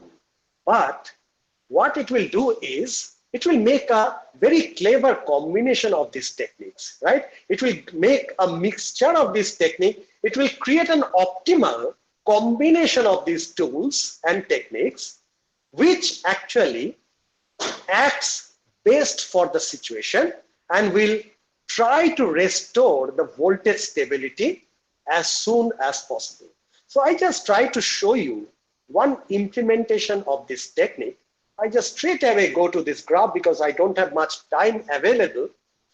So look at this graph. So earlier you had seen that after the fault, there was a gradual decline of the voltage, and at one point of time, the voltage had a complete collapse. Now, look at this graph. What you see here is that there have been some kind of a control action has been taken care of, has been initiated by this system protection scheme at some discrete point of time. So you can now identify the discrete steps, right? So you can see that some discrete interval of time over which the remedial measures have been taken. So what are these remedial measures? The remedial measures are not something which is very, I should say, it's not something very new. It's not something very novel. Rather, these are some of the well-known techniques. Say, for example, it could be the application of, say, the static capacitor bank. It could be the use of, say, static VAR compensators. It could be, say, use of generators, automatic voltage regulators, or the generator's excitation system. Or it could even be a combination of these systems, right? So with a combination of these systems, that is, you can either have capacitor band switching, you can have the operation of static VAR compensators, you can have the operation of generators, automatic voltage regulator, you can have, say, strategic load curtailment or load sheddings, and you can have a combination, the optimal combination of all these available tools in a best optimized way so that the voltage can be restored. And if you look at this graph, you can see that coordinated effort. So the SPS has analyzed the system, it has analyzed the disturbance, it has analyzed what kind of impact it can have on the system.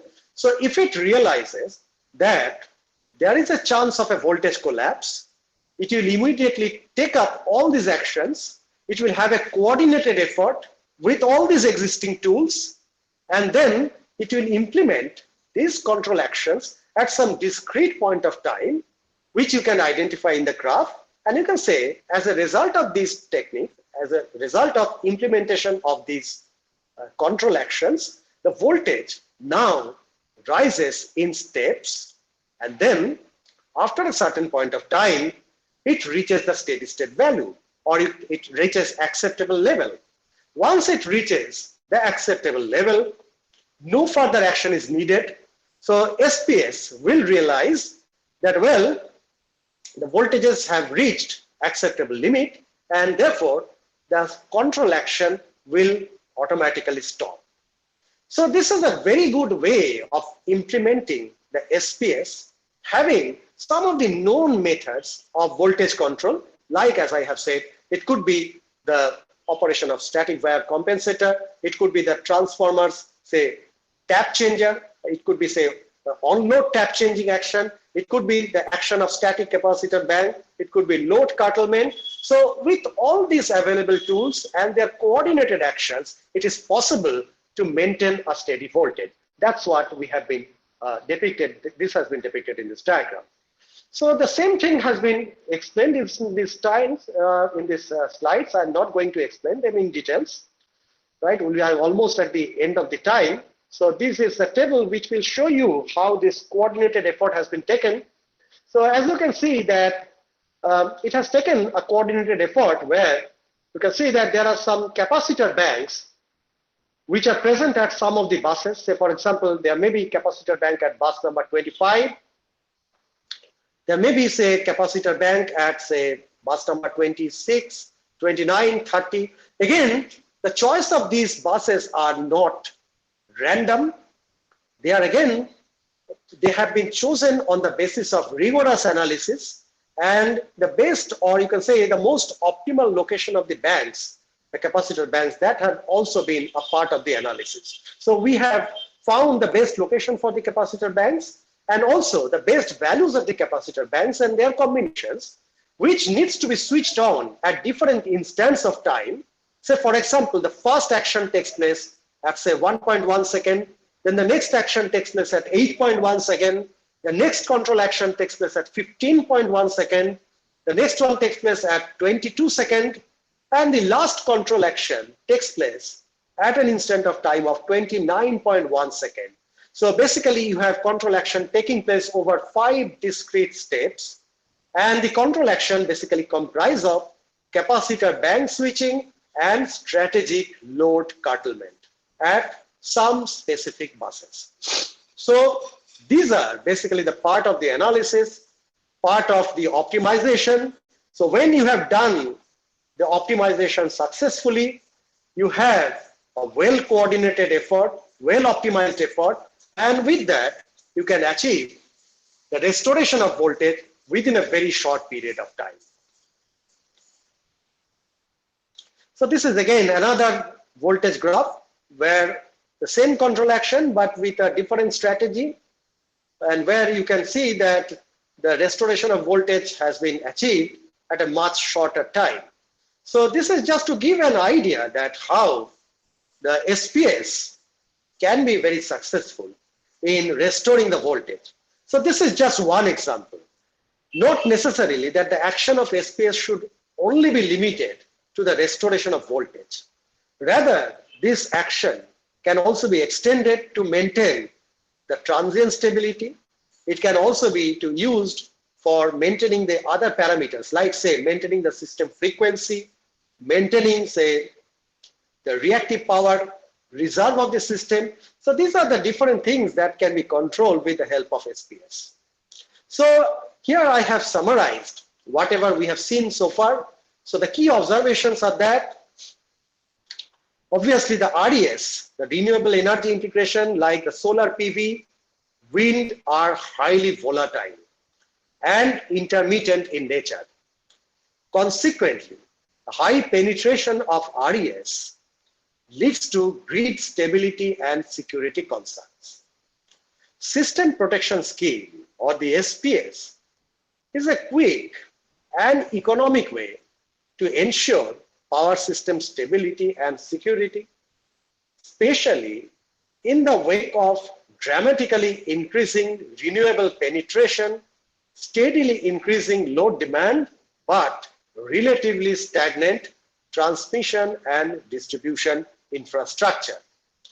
SPS, to a large extent, can help overcoming the transmission and distribution bottleneck and can for some years postpone the necessity of an expansive transmission system upgrade by enabling system operation close to their stability limit and maximizing the usage of existing transmission capacity. So I just want to emphasize that SPS is not a very new technique, right? Rather, you can say that it is basically an optimized combination or a coordination of already available technique and use of some decision tools and decision logics. In fact, you can also integrate machine learning and other AI-based techniques into the decision-making procedure, that if this is the scenario, which control action will be the best suitable, right? So by this way, you can have a coordinated effort, which can be very much effective in controlling, or you can say that restoring or ensuring the security of the power system, right? So these are some of the key references. In fact, the implementation that I have shown in this presentation is a part of the research work of one of my PhD scholar. In fact, a very recent publication has taken place in the IEEE Systems Journal in the year 2020. And the title of the paper is Development of an Ensemble Decision-Based Tree-Based Power System Dynamic Security State Predictor.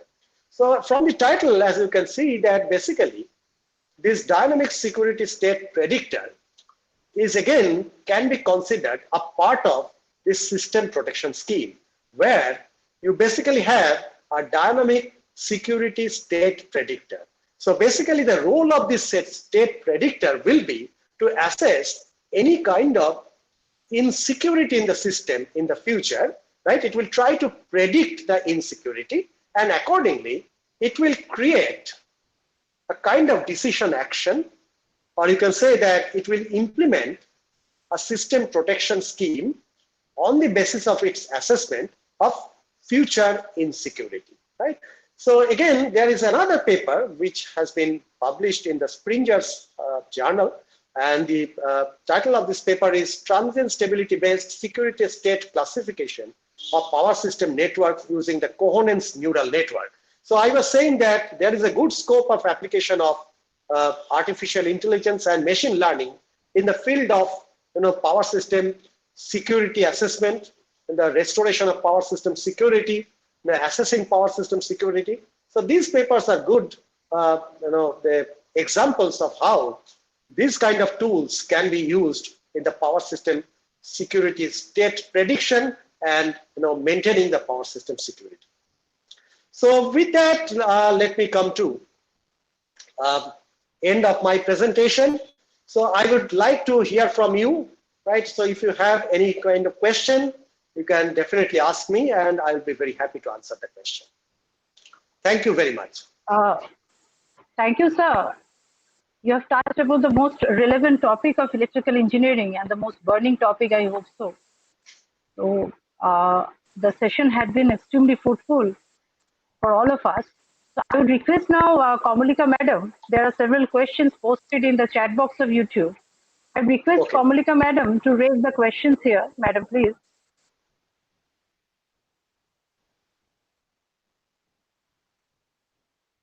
Hello. Hi, madam. Yes, yes. Please raise the question. So the first question is that what is the future prospect of demand response program in India by the power providers. By the, By the sorry, power providers. okay, okay, By the power okay, providers. Hmm. right, right, okay. So, okay, so yeah, definitely, there is a good scope of using this concept. In fact, you see that the concept of demand response is not a very new concept, right? In fact, we might be using the term the demand response in recent times, but if you look at traditionally, the existing power grid has been basically a demand response based system, right? So as I have explained already, that load demand is something over which you do not have much control. So of course, you can have some strategic load curtailment or load shedding, but broadly speaking, no power utility or power generators would like to have a load shedding, because if you curtail the consumer's load, basically you are going to lose your revenue. So no power utility will like to lose revenue by curtailing or by shedding the consumer's load. So practically you don't have much control over the load demand of the consumer. So essentially that means that you need to have a control over your generation, because the generation needs to match the load demand in real time. If you can't match the generation with the existing load demand, then this is going to impact your system. It is going to impact your system frequency. This is going to impact your system voltage. So you must have a facility, or you must have the capacity to add generation or to reduce generation whenever it is needed. So basically the demand response is nothing new. It is already there in the system, but of course we didn't use the term demand response in early days. Now we are using this term. Now, as I have said, that demand response is somewhat difficult to maintain when you have a large scale integration of the renewable resources.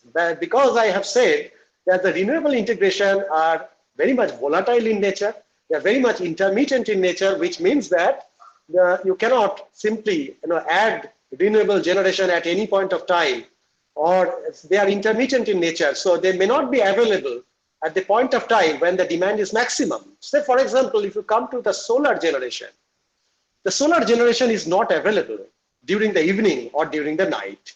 But if you look at the load pattern in India, because we have a large amount of commercial and the domestic load, so the load demand is typically very high during the evening period.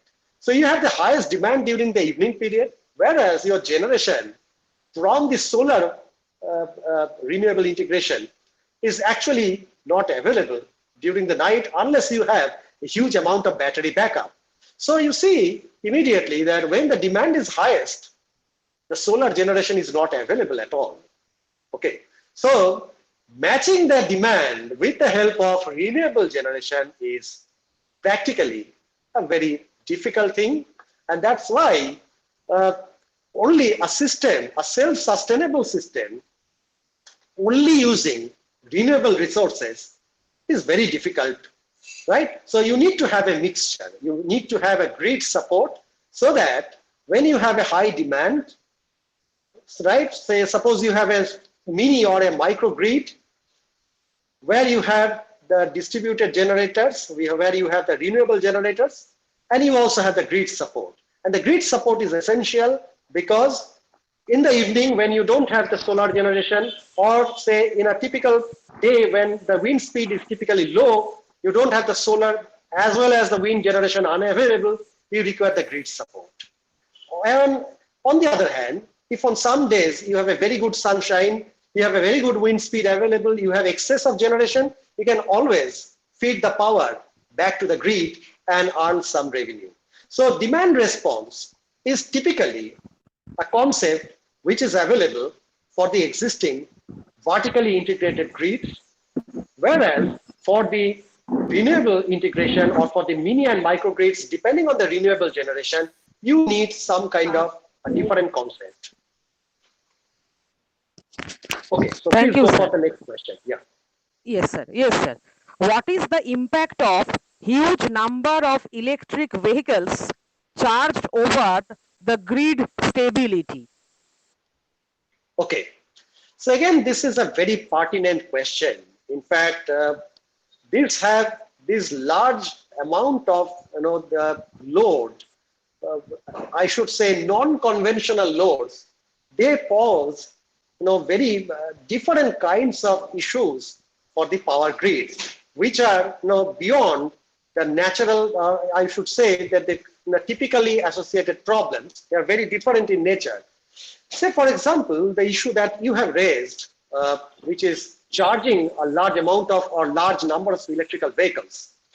Now, first of all, when you are charging large number of electrical vehicles, you are now having a huge increase in the demand, right? Because you know that this battery charging, it requires a good amount of electrical power. And all the batteries, when they are in the discharged condition, the moment you switch on the charger, it will draw a huge amount of power. In fact, the battery charging usually takes up a variable amount of current, right? Because when the battery voltage is low, the battery is initially in a discharged condition, it will draw a large amount of current. But as the battery gradually charges up and its voltage gradually goes up, it takes a lesser and lesser amount of current. But when you have a large number of vehicles, they're all being charged at the same time, at least initially, the power which they draw from the grid will be huge. So that can create a problem for the grid. So that is one side of the problem. The other side of the problem is that many of these battery chargers or even other electrical loads nowadays, they depend on the power electronic technologies. Right? So for example, the battery chargers, they will typically use the converters or the rectifiers, and they will use the power electronic circuits. And you know that these power electronic based loads, they have one common problem, that they inject harmonics into the system. So that is again another issue. In fact, that is a completely separate issue, and that requires a very elaborate discussion, which is not possible today. But the problem of harmonic is a very typical problem associated with these power electronic based loads, and the power grids need to address these issues. You need, say, a harmonic filter for that purpose, so that you can filter out the harmonic. And also, when you have a large amount of electrical vehicles charged at the same time, you need to make it sure that you don't charge them at the same point of time, or at least you need to restrict the initial charging current or the initial power demand. So that can obviously be done with the help of an intelligent charging system, where the chargers may not be allowed to draw a very large amount of current, right? It can be a very gradual charging, right? It can be made in the form of some kind of a staggered charging. So by using this kind of a technique, you can reduce the intensity of the load. Thank you, So we can go for the next question. Yes, sir. Yes, sir. The next question is that what is the impact of large-scale integration of renewable energy sources on different frequencies? Okay, in fact, the question is not very clear that what the audience actually tried to mean by the term at different frequency. What I get out of it is that probably he's trying to say that if the generators generate power at different frequencies, right? In fact, I tell you that this is typically an issue. Is it the question? Yes, sir. Yes, sir. Yes, sir. Okay, so let me try to explain it like this, that this is typically a problem associated with the wind generation, where the frequency is likely to vary with the wind speed. And in fact, if you have, say, two wind generators located at two different locations, it is not possible that the two generators will run at the same speed. So if that is the case, then the problem is that their output frequencies will also be different, right? Particularly if they use the synchronous generators. But again, that all wind generators do not use synchronous generators. Sometimes they also use the induction generators, where the output frequency of the generators do not depend on their speed of rotation. So if that is the case, we do not have the problem. But if they employ synchronous generators, then it is likely that the output frequency of these generators will be different. So in that case, you cannot integrate them directly into the grid. So what has to be done in that case is you need some kind of an intermediate step where you need to convert the AC power generated by these generators to an intermediate DC power, and then you use an inverter to again convert the DC power to 50 Hertz AC power. So basically you have a two-stage conversion where you first convert the AC power to DC power. So in that case, it doesn't become important that at what frequency the generation takes place, because ultimately all this generated power will be converted to DC. And then with the help of a power electronics based inverter, this can be converted back to AC, but at that time, the inverter's output frequency will be strictly the system frequency, which is 50 Hertz. So by doing that, you can cope up with the different frequencies being generated by the different generators. So I hope that I have been able to address the issue that you have raised. Yes, sir. Yes, sir. Thank you, sir. Thank you. Okay. So any more question? No, sir. Okay. So I should I found these end the questions. session now? Yes, yes, sir. Yeah, sure. Please go ahead. Sir, please wait a while. Sir, please wait a while. Yeah, sure. Because Yes. as a token of appreciation from our end, we'll present you a certificate here. We want to show you the Okay. screen. I will mail the same to you separately. Okay. Before So nice that, of you. Thank you. so just have a view of it and let the participants and everyone have a view of it. Sir, is it visible? Yeah, it's visible. I can see it. Oh, so this is a small token of appreciation from us. Thank you so much. Very nicely, designed certificate, right? I like the design. Aesthetically, it looks very nice. Yeah. Okay, sir. Thanks to Mr. Pallav Dotto. He has designed all these certificates, and Okay. obviously and everything I had also designed. We have other organizers as well, Mr. Orkindu Mitra and all, but the certificates have been designed by him. Okay, so all the designers, I express my thanks to them, right? I extend my thanks to them. Thank you, sir. Thanks a lot. Thank you. Okay, so should I end the session now? Sir, may I request once again our controller, sir, if you can share a few words here. I think controller, sir, has joined. Okay. Chakraborty. Chakraborty. Yeah. Yes. Thank you, Navamita, for giving me the opportunity to say a few words on the presentation by Dr. Abhinandan De. We have attended previous lectures also by Dr. Abhinandan De. I think the amount of knowledge that he disseminates, and with the, in subjects with complex logic, he makes that so simple. We really,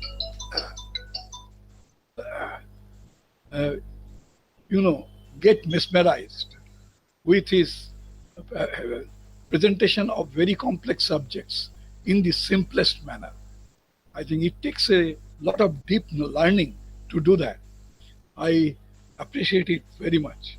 And I think all the faculty members today have gained immensely from the presentation by Dr. Abhinandan De. Thank you all. Thank you, sir, for such nice words. And thanks to thank you Professor once Chakraborty again. also on my behalf. So you have always been so cordial. In fact, whenever I have visited your institute, I had always had a very the warmth of relationship from all the faculty members and from you also in particular. So I always cherished my relationship with this institute in IT. Thank you so much. I must acknowledge the indebtedness of the electrical engineering department of Narula Institute of Technology to Dr. Ravinandan Dey. Thank you. Thank you, sir. Thank you, sir, and goodbye. And Thank to the you. participants, I'd like to say would meet again in the second half at 1:55 p.m. for the first hands-on session of today. Okay, so please, so we'll have a break now, and we will all meet again at 1:55 p.m. sharp for the first hands-on demonstration of today by Professor Bishendu Chatterjee. So goodbye, and I'm closing the session.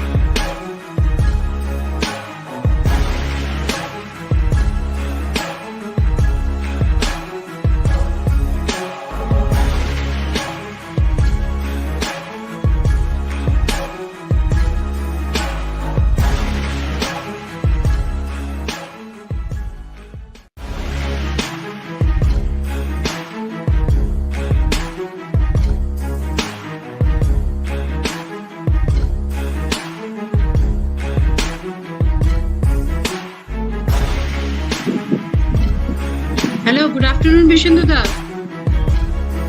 Hello. Yes, good afternoon. Okay. Okay. Sorry. Am I audible? Sorry. Yes, you are audible. Yes, you are audible. একটু wait করো, হ্যাঁ, just আমি একটু connect Okay, okay, no problem. Okay.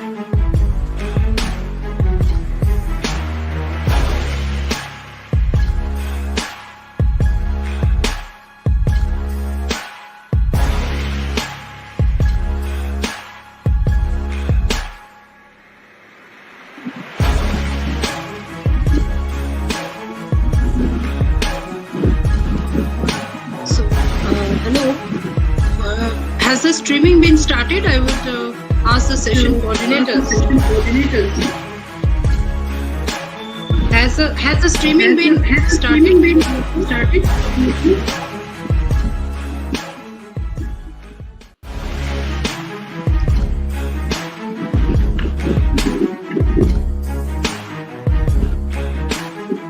Hello. Hello.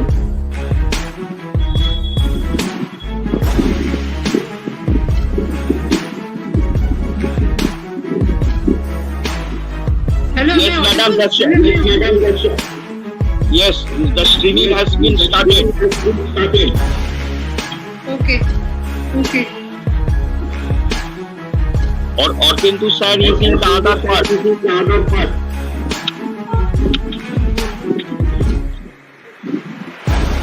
Okay. So, shall I start then?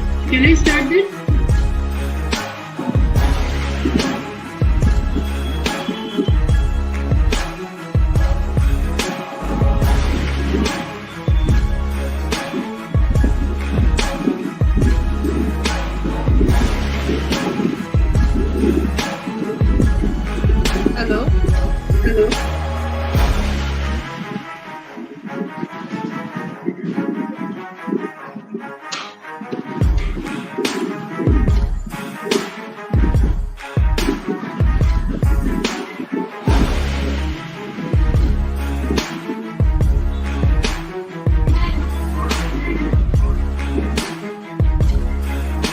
Hello, Paulo or Kindu?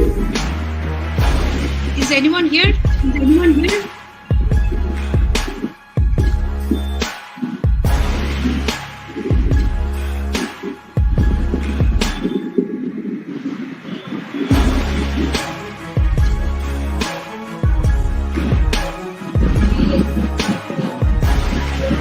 Hello.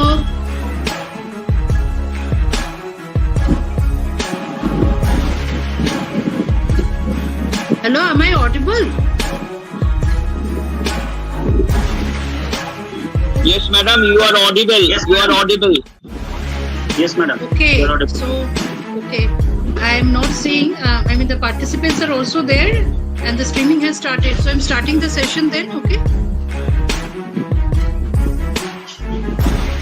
So, all right, good afternoon to all the participants. Good afternoon, Vishenduda. So I shall take the privilege of reading out a very long profile in short. Professor Vishendu Chatterjee is presently the Associate Professor in the Electrical Engineering Department of Jadavpur University. He has completed his Masters and both PhD from Jadavpur University as well. And I am fortunate that I had been his classmate during the Masters. So Presently, he has so many achievements that I had to summarize. The details of him are available in the website of Jadavpur University. He is a project fellow of Center of Mobile Computing and Communication, Jadavpur University, and research associate of Department of Science and Technology of Government of India sponsored project Jadavpur University. He has 36 IEEE transactions to his credit, 6 IET journals, 3 Elsevier journals, and many others. He had 8 patents filed, and he has been granted 1 US patent and 2 Indian patents.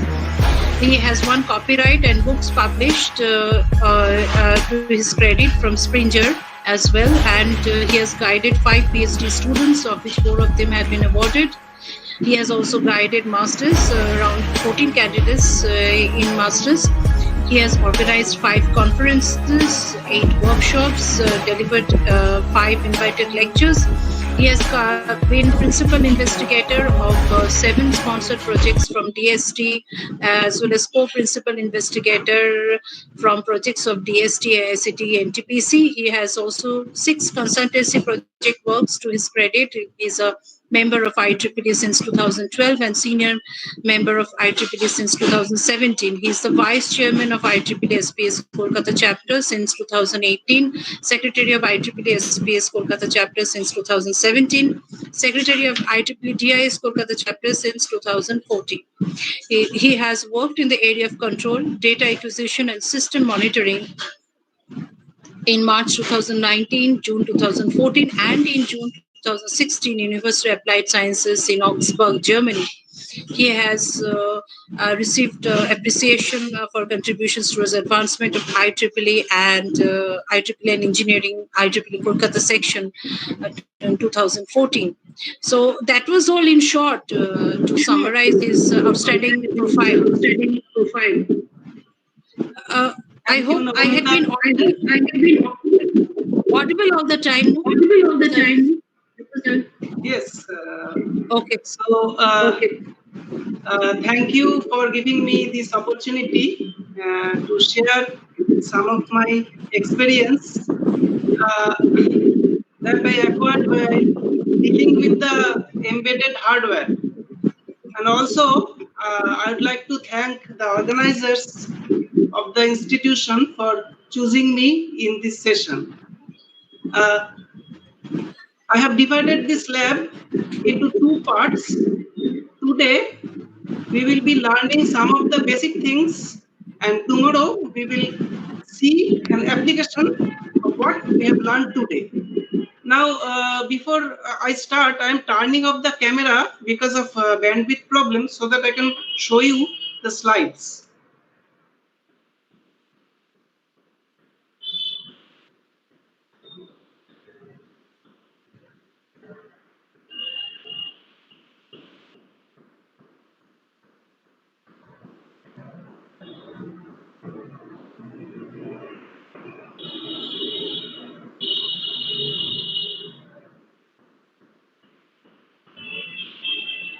Is this slide visible?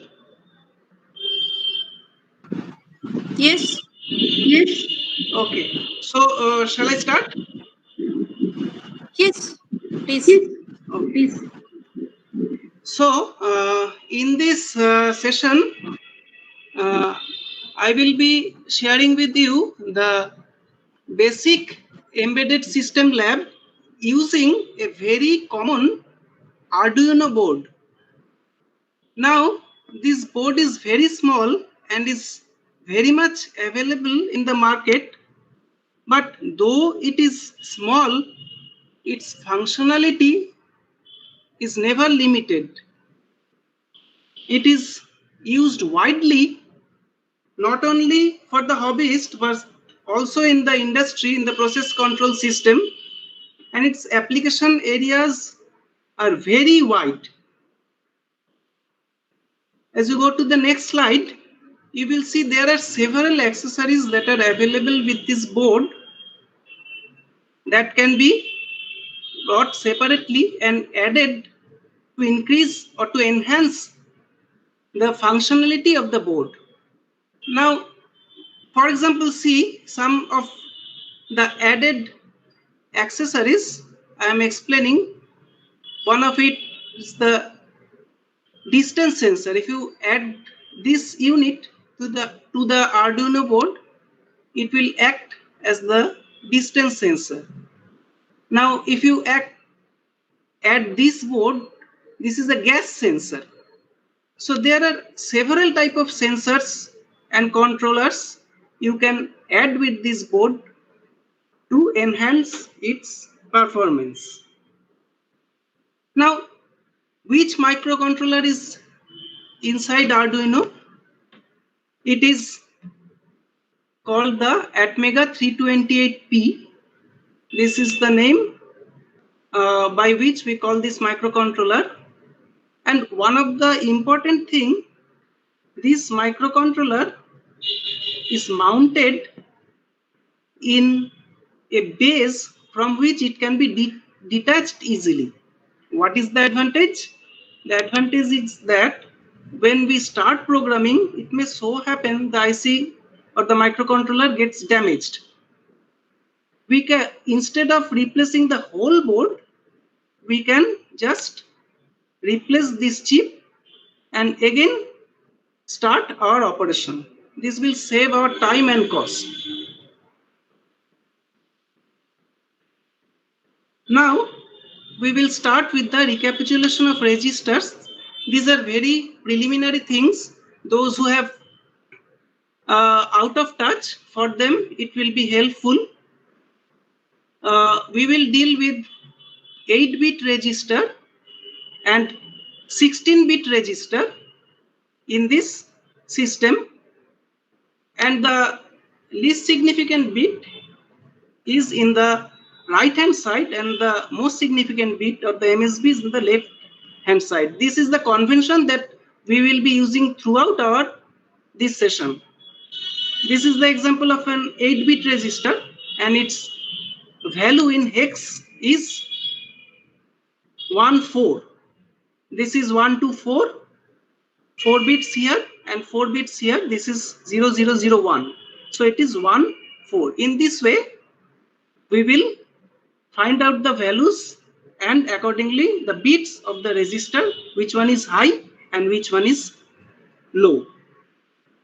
Now, in the microcontroller, there is, see, inside Atmega 328P chip, there is nothing but combination of several resistors in which some resistors are pre-programmed and some we can write 1 or 0 according to our will, so that the functionality can be changed or the chip can be made to operate according to our will.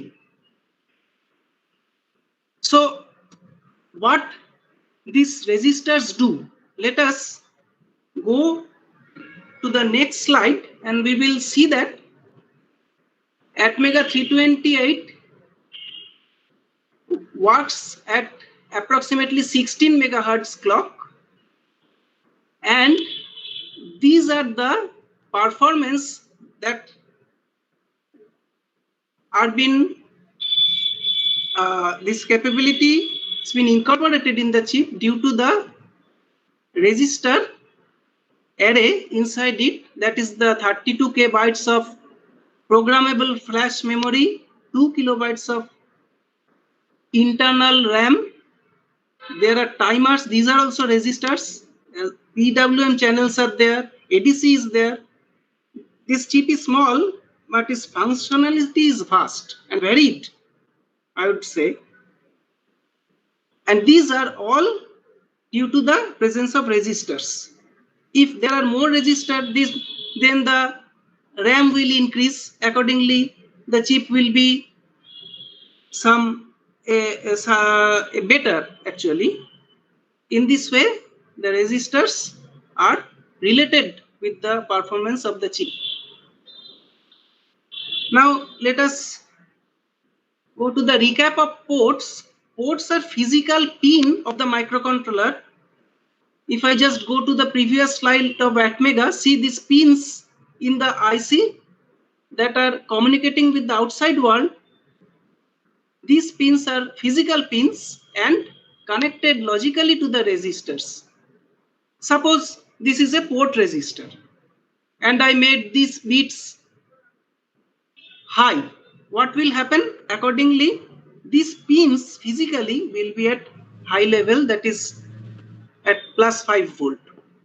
And the other pins that I have made 0 will be at low level at 0 volt. And this is the basic functionality of the port pins related with the port resistors. Now, for ATmega 328, each pin, see, there are, if you have observed that there are only 28 pins, but the functionality that I have told you is huge. Now, how to incorporate all the functionality only in this small amount of pins? To do so, what is done is this. These pins are multiplexed with internal circuit, and each of the pin functions in several way, and not only as port.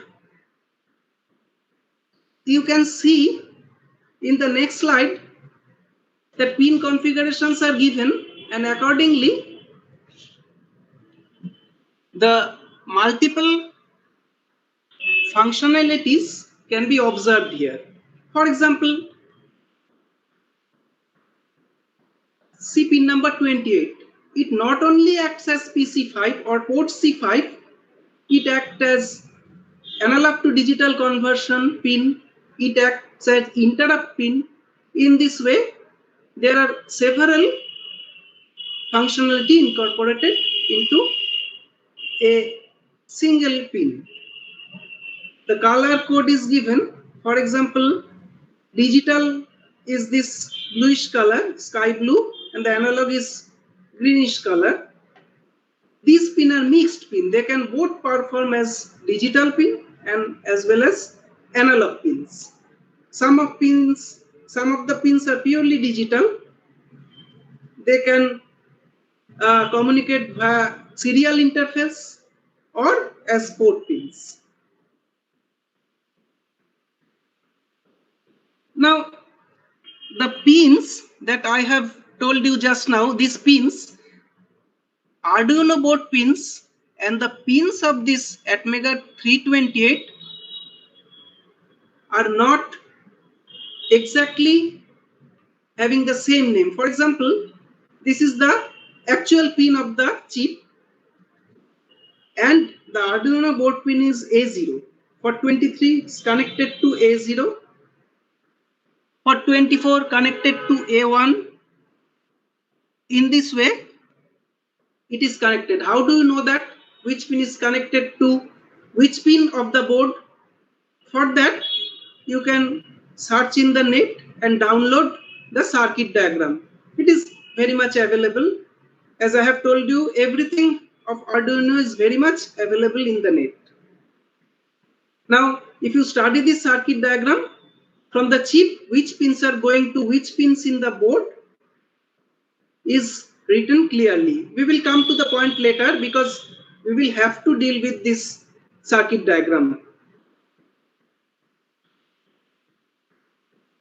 Now the software requirements. See, this is a free software, first of all, because for the hobbyist and for the enthusiasts, they can easily download the software and do a trial run with the software. Who are interested can easily download from this net. This is the URL that I have given. From here, we can easily download the software. When you download this software, this type of icon, as for Windows I am explaining because I use Windows in my computer. This windows.exe, this type of icon will be downloaded. If you double click on this and go on for the default options, it will give several options, and you can go for the default options in the beginning. What will happen? This Arduino will be installed. This is the desktop, and this type of icon is present in the desktop, from which we will double click it and use it later. How the IDE or the programming environment looks, I have taken a screenshot of that programming environment also. Now it looks like this. There are two main parts. This is the setup part. It comes by default. You won't have to type anything. As soon as you open a new project or double click that icon, this type of window opens up. There are two parts. This is the setup part, where the initialization of the port pins, registers, etc. are done, and it runs just for one time it runs. Now there is a loop where the program runs repeatedly. This is the main part of the program where we can put the main code. We will start with a very simple thing. For those who wants to start Arduino, they can download it and they can put this program to glow LED. This is the very first and very common program. It is available in the net also. That in the setup, the setting part is pin mode, LED underscore built-in, comma, output, and built-in LED is made high here. Some delay is given. For 1000 means the delay is in multiple of milliseconds, so that I get a 1 second delay. And then digital write, the LED built-in low. The delay is again given for 1 second. This is in the loop, so this will repeat.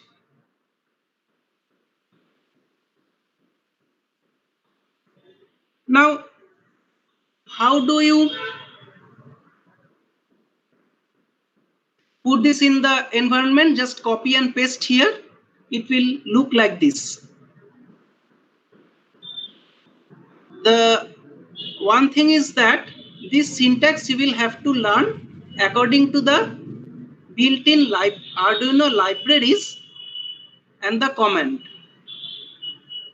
In which port or which LED will be glowing, it is not mentioned, at least in this code. From looking this code, we cannot interpret anything except that something will be, LED will be high, LED will be low, and there will be a delay.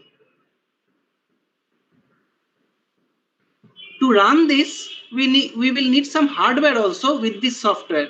This is the software that we have installed in the computer, but in the USB socket, we will have to connect the Arduino board itself. This board is available for online purchase as basic kit, very low cost, 300 to 400 in Indian rupees. There are advanced kit, there are 4,000, 5,000 Indian rupees. Kits are available with various accessories, and this is the basic kit. The basic kit comes with some LEDs, some resistances, some jumper wires to connect the board, a breadboard, and this USB cable to connect computer to the board. Now, suppose we have bought this basic kit, then we will have to prepare the circuit where we will connect the LED to glow. See, in the Arduino board pin 13, it is marked 13, pin number 13 in the board, where you will connect a 1 kilo ohm resistance, LED, and connect to the ground. Ground pin is also marked in the board. Now, how we will do it practically? First, I will suggest you, because this is at least a virtual practical session, you keep a notepad and a pen so that you can note these things down. When we will encounter these things again, we can just recapitulate and compare with our noted things, so that if you note down this circuit carefully, then we can compare with this circuit for the actual connection in the board. So I request to keep this noted in your notepad. This is a very simple circuit: one resistance, one LED, ground, and this is pin 13. You just write it pin 13 in your circuit.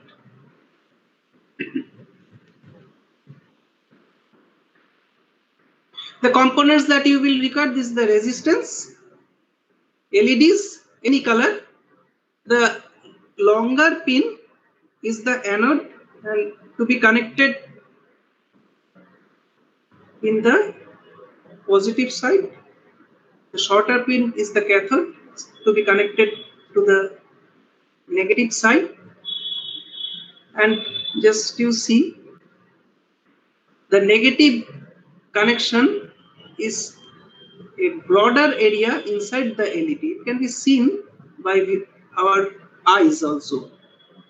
This is the LED that we will be using, and the jumper wires. In the breadboard, it will look like this. See that I have told you again, if you go to the circuit, pin number 13 and ground, these two are the ultimate connections. See, pin number 13 and ground are adjacent pins. So we can take out the connections from these 2 points in the board. So what will happen? I have taken a jumper from pin number 13 in the breadboard, from which a resistance of 1 kilo ohm is connected here. The anode of LED is connected. The cathode is connected to this portion of the breadboard, and where the ground connection goes back to the ground pin of the Arduino board. This is the hardware connection. Now, how to connect this board to computer? This is the USB socket. This is the USB socket from which we can connect to the computer. See, one thing, there are 2 types of sockets there. If you want to run the Arduino board from the computer, program it and see the result, then connecting the USB socket is more than sufficient, because it will provide power to the board.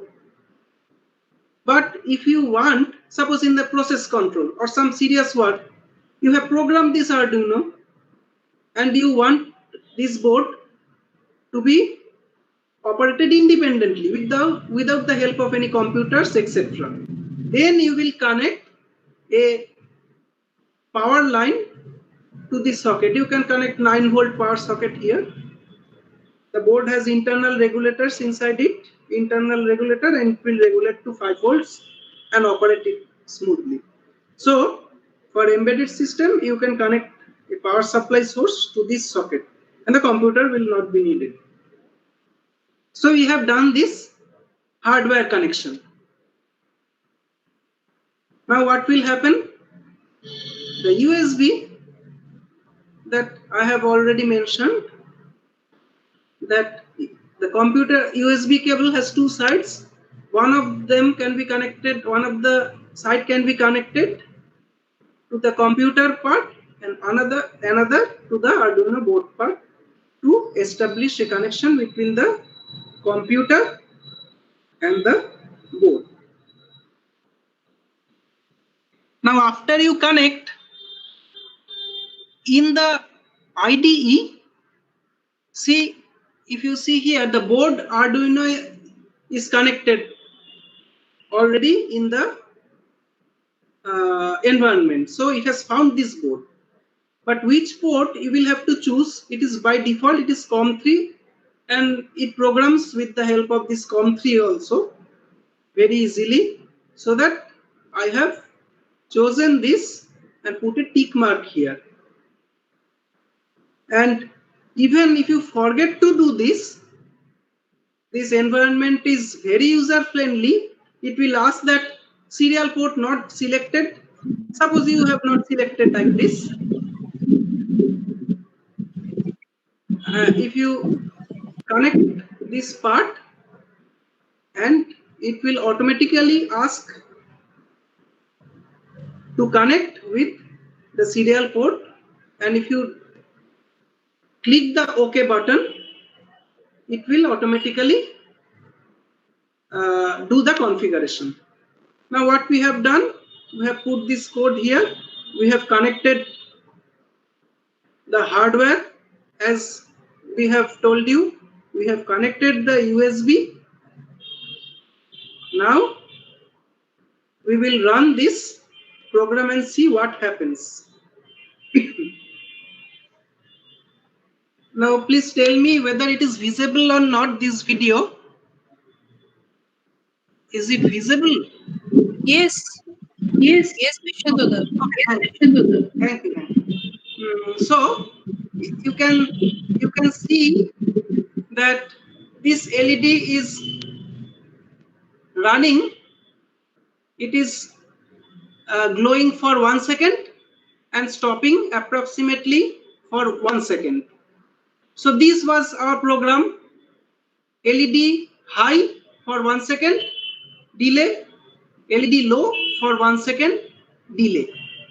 So our first program has run in this way. See, it has been connected to the computer, so it is providing the power. This is the power LED, it is glowing.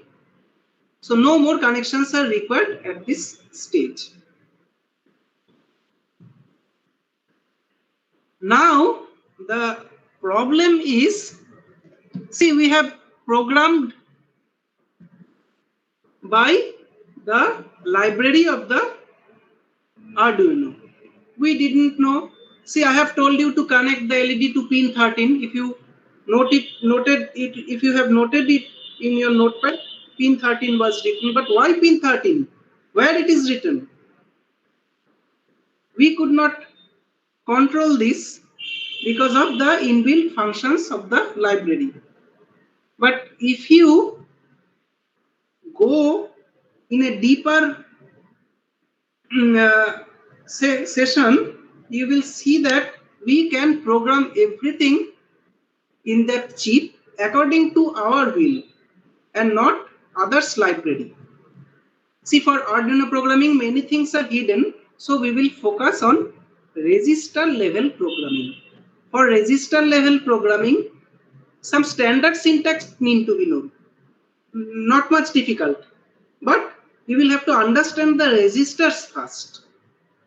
For that, you will have to consult the datasheet.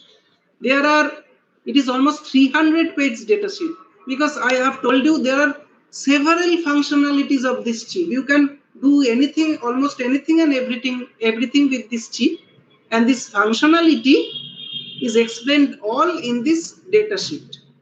I will take some of the special portions of this datasheet for you in this lab session, so that we can understand and perform it in the later part.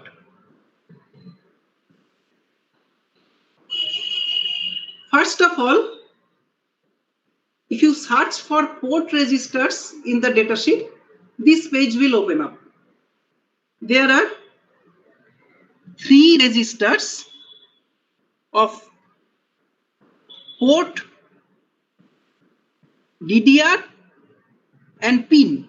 These 3 registers are associated with Suppose A, B, C, etc. If it is A, then these three register will work for port A. If it is B, it will work for port B, and so and so. And how to consult this data sheet? See, I have told you the LSB. That is why we have started with the recapitulation of register. The LSB or the bit 0 is in the right hand side, bit 7 is in the left hand side. Which pins in the register, basically which bits are dedicated to which function is given inside of the register. I repeat again, 0 to 7 is in the top side, the bits, which bit is dedicated to what is given in the middle, and whether these bits are writable or readable is given in the bottom. If it is RW, it can be read, it can be written to. If it is only R, it is readable, it is not writable. If it is dash or nothing, if you read it, you will encounter or you will face a 0 value. If you write it, you cannot write it. Nothing will happen actually. And the last part is given what is the initial or the default values that these register bits have when you start the IC from just power on the IC from the dead state or powerless state. So accordingly, these three registers are given here: the bits, the functioning, readable or writable, and the initial value. In this way, you will interpret throughout the data sheet. All the registers have this common trend. Now, how to write a value to the register? See, it cannot be simpler than this, that port B equal to 0 in 0x01. This 0x means hex. If you write nothing with 1, it will assume as normal decimal. If you write 0b,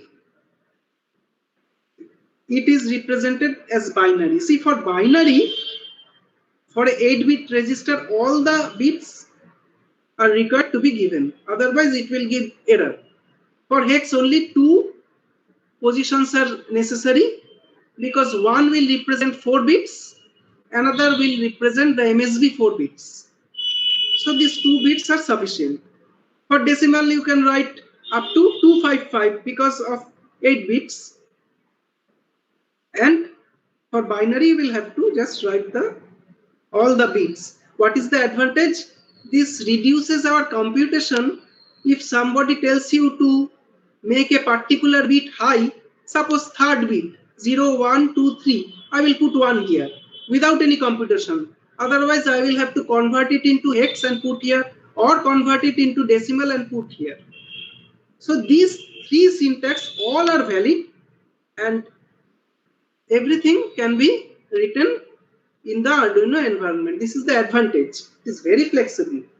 See, ultimate result, PB0 or the port B0 pin has become high due to this one, and rest other are 0. If you write 1 here and 0 here, automatically this will become 1 and these all will become 0. This is the simplest method to write into a register. Now, how to set a bit of port? Suppose either I can write here the particular bit and set it at 1. Otherwise, what I can do, directly I have a syntax called bit set. X is the numeric variable whose bit is to be set. This variable means port A, port B, port C, or the register names. This numeric variable actually means the register name. And n is the nth bit that I want to set. See the example, bit set port B, 5. PB 5, 0, 1, 2, 3, 4, 5. Mind that it starts with bit 0. So 0 is very valid. If you write port B 0, this pin will be bit set or made high. So always count from 0. This is the convention of the register. See 0, 1, 2, 3, 4, 5. I have set port B 50. This is the standard syntax that we will be using. So either, I repeat, you can note it also, these three syntaxes are very important. Port be equal to hex or decimal or binary, or bit set directly the bit of the port register. If you want to set for port A register, write port A, 4, anything. Now how to clear a bit? This is bit clear. Exactly similar, I have seen in the previous slide. I have set this port. Now I am clearing a port. See, other were all 0. When I have cleared this port, it has again become 0. Now how to read a bit? This is bit read. I repeat, you can note this syntax because we will have to do this when we will do the lab, practical lab. Bit read port B, 5. That port B 5, the condition will be read. If it is 0, it will return 0. If it is 1, it will return 1. Because it is only a single bit, it can return only two values, either 0 or 1.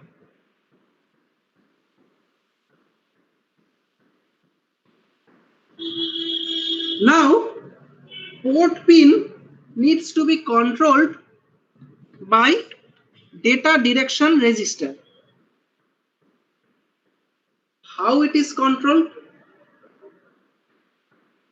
It is controlled with the help of DDR register. If it is B, then it is port B associated. If it is A, then associated it is registered. This register is associated with port A. Data direction register. The port can function as input. I can give it a value from outside, or it can show a value. For example, if you remember that the LED, it was high and low according to the output data from the microcontroller. We didn't give any input to the port. It was automatically controlled by the microcontroller. And in that case, this data direction register is very important. The 0th bit is here and the 7th bit is here. 1, 2, 3, 4, 5, 6 and DDRB 7. Now comes the important part. If the nth bit of DDRX is written logic 1, suppose I write this bit logic 1, then this pin is configured as output pin. Then this pin is configured as output pin.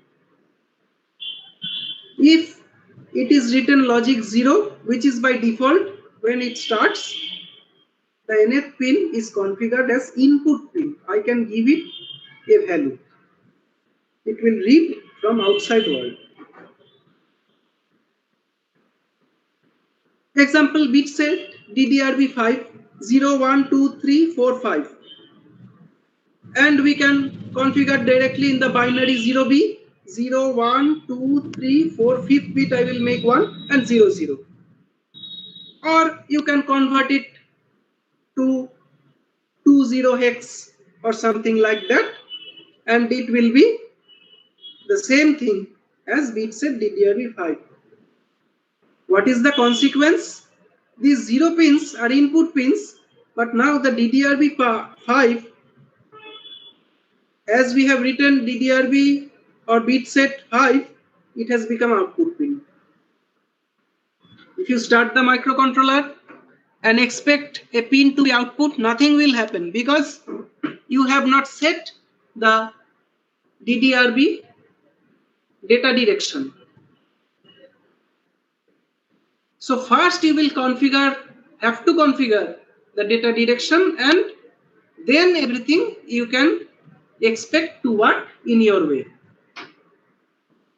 There are several programmings that due to these small mistakes, the big programming will not function properly, and it will be very difficult to troubleshoot unless and until you know these basic things first.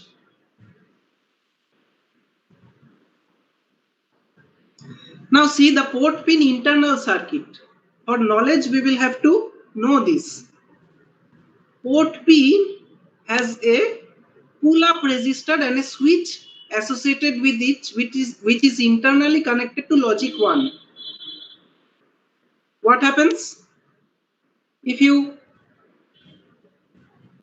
connect this pull-up resistor and see the condition of the switch? If the switch is open, it will be connected through the resistor to logic 1, and this pin will be at high state. Without the help of switch, or if nothing is connected, it will be in the high stage. If you put the switch to ground, this part through the resistor will be shorted, and this voltage here will drop to 0 because it is shorted to ground, and it will be in the low state. So high and low can be set by the switch if and only if there is a pull-up resistor connected to logic 1. If you connect nothing, internal or external, anything to this pin, when the switch is closed, well, I agree that it is at low. When it is open, what is the state? It is not connected to any voltage.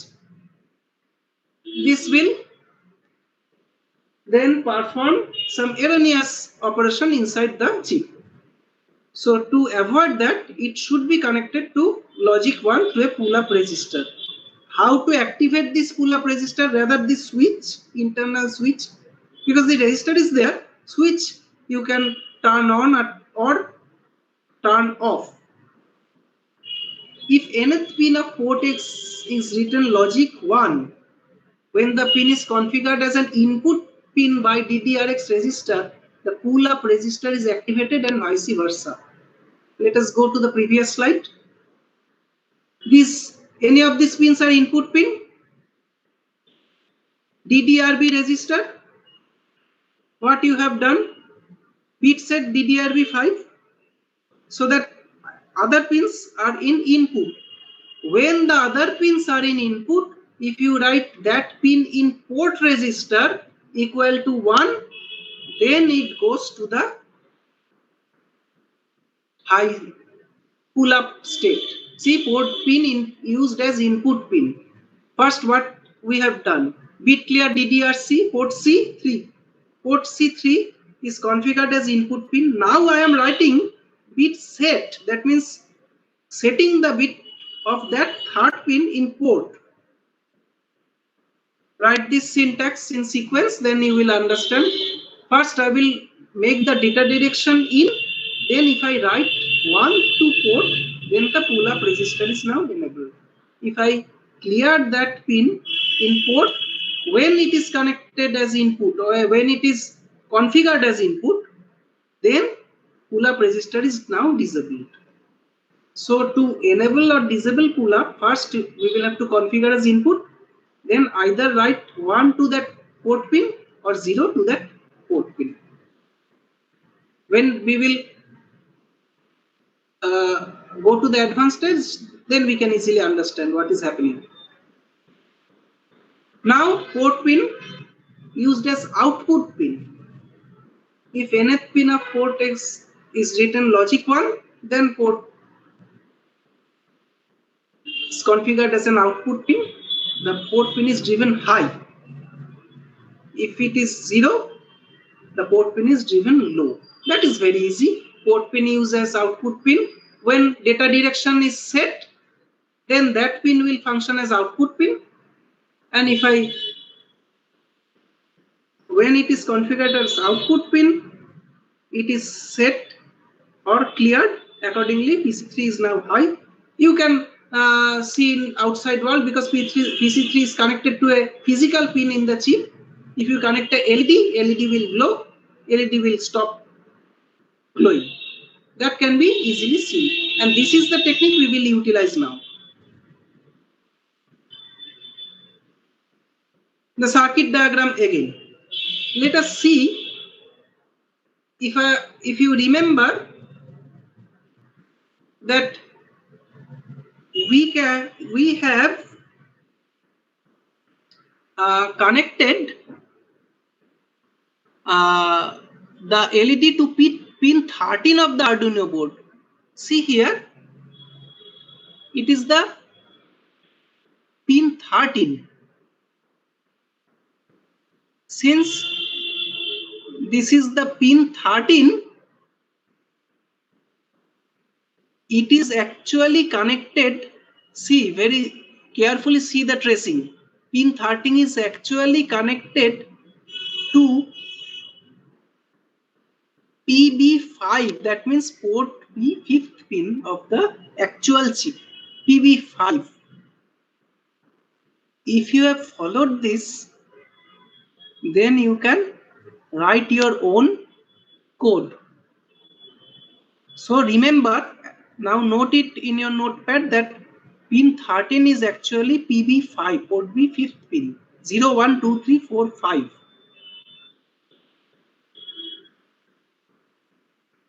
Now you can write your own program. See, very simple. In the setup, which will run once, we will configure that bit set port B5. I have told you that LED is connected. Bit set DDRB5. What will happen? The data direction register will make this pin as output pin. Data will go outside. Bit set DDRB5. In the loop, what will happen? Data direction register has been configured as port 5, and now we will just set and clear the bit of port 5. If you set it and give the delay, and if you clear it and give the delay, the same thing will happen.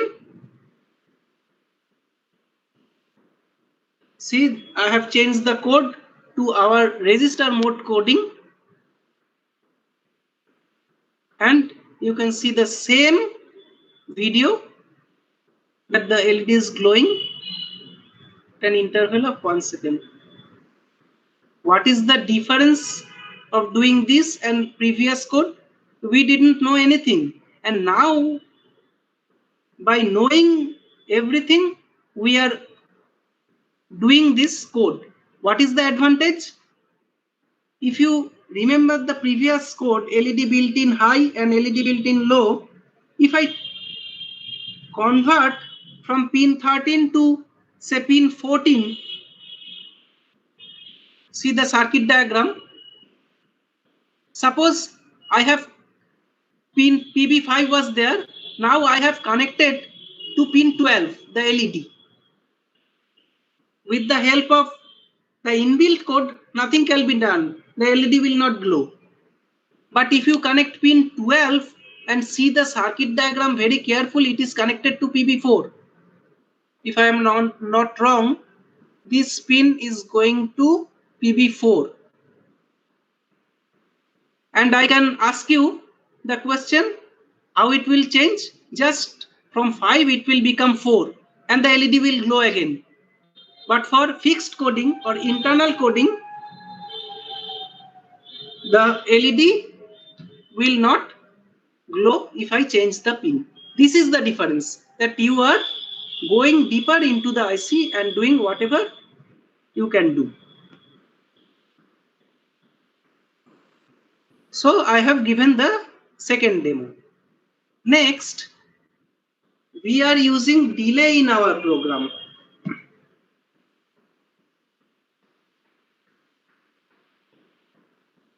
Now, otherwise the blinking of the LED will be too fast because the microcontroller operates at microsecond, and it cannot be perceived by our eyes, so we have added delay. Again, if you see the program, we have used this delay 1000, which is again an internal code of Arduino.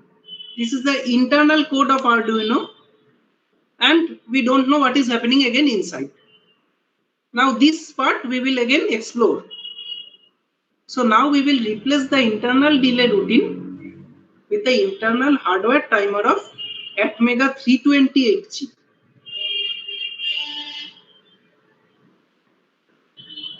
For that, what we will want to know, we will have to know that ATmega timers, there are several timers.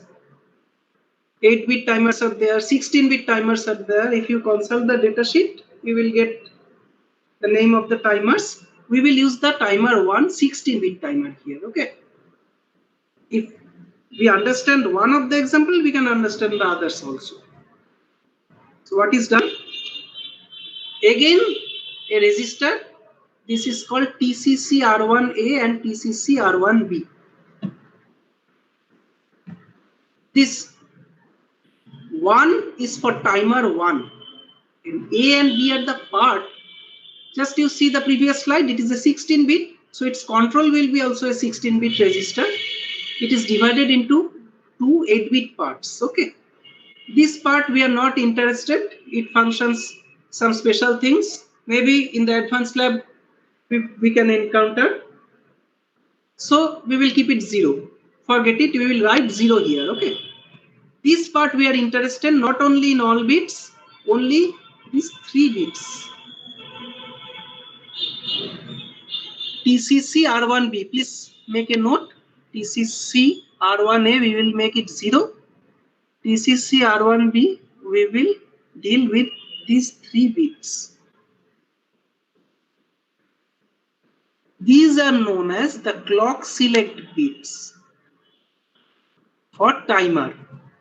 How the timer will progress, fast or slow or medium, that can be selected by the speed of clock set by these bits. The 3 clock select bits select the clock source to be used by the timer or the counter. Okay, these bits are writable also, readable also. We will write here, of course. Initial value is 000. What is 000? 000 means timer is stopped. Initially, the timer will not start by its own. If you turn on the IC, give it power, timer will not start by its own. What to do? You will have to put some value other than 0. And what are the values? These are the permissible values. We will use 101 where the timer will increment by a divided ratio of 1024. I will explain it in detail. Just you remember, 1 2 will be 1, 1 1 will be 0, and 1 0 will be 1 1 0 1. These 3 bits. Okay. Code is very simple. These are 0, these are 101. If you write in binary pattern, it will be 101. See, code is one line. If you understand the thing clearly, coding is very easy. This means the increment will be clock per 1024. Per 1024 clocks, this timer will increment by 1. Per 1024 clocks, remember we are using 1:1024 prescaler timer. It will increment by 1. Now timer 1 will have to go through 65535 in decimal and start again from 0. When it overflows, it reaches its full value of FFFF, a overflow flag is set. And this flag is to be read and further program is decided. Let us see in a diagram. Per 1024 clock cycle, timer will increment by 1. Timer register will go on incrementing and complete these increments. Already we have divided the clock. Again, per 1024 clock, 1 1 2 1 2 3 4. In this way, it will increment up to this. So it will create a huge time delay. As it overflows, overflow flag is set and timer register starts from 0. How to read it? Another register is there. This is called the T1 TIFR timer flag register 1. This is for timer 1. Only this bit is important. It is automatically set on overflow but is not cleared automatically. We will have to clear it and wait until it is set. So how to do that? Again, the code is very simple. First, bit set TIFR1 TOV1 register and the bit. I have told you bit set syntax. First register, then the bit. TIFR1 is the register and TOV1 is the bit. We will set it. Set this bit to clear the flag. I repeat, you will have to set this bit to clear the flag, not clear to clear. It is the opposite.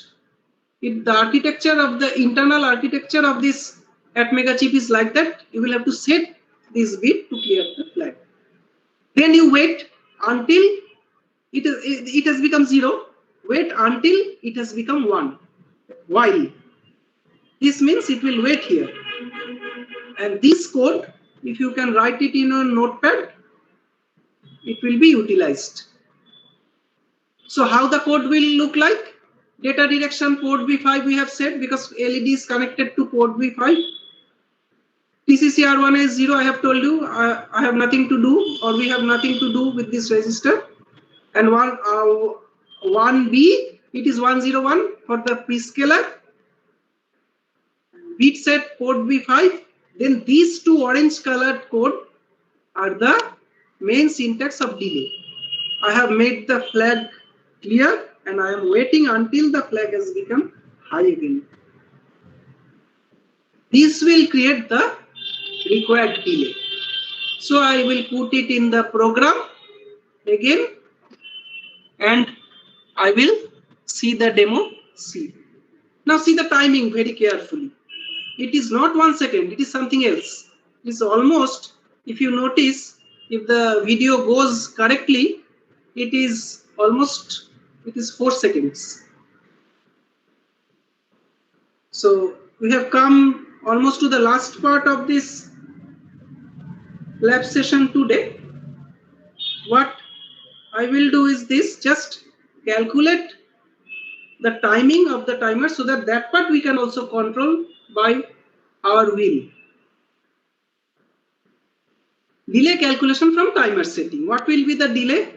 See, Arduino board has got some fixed specification. For example, it runs at 16 megahertz. Now, due to this prescaler, per 1024 clock, you remember that you have written in your notepad that it is 101. That means per 1024 clock, timer increments by 1. Thus, each increment of the timer takes 1024 by 16 mega.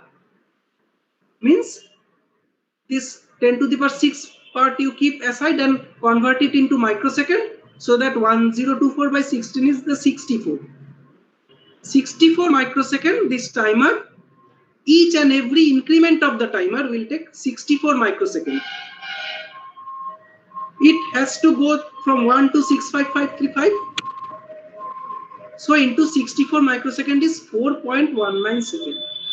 So again, if you calculate, if you find it, approximately 4.19 second is very difficult to perceive by your human eye. You can see that it is approximately 4 seconds.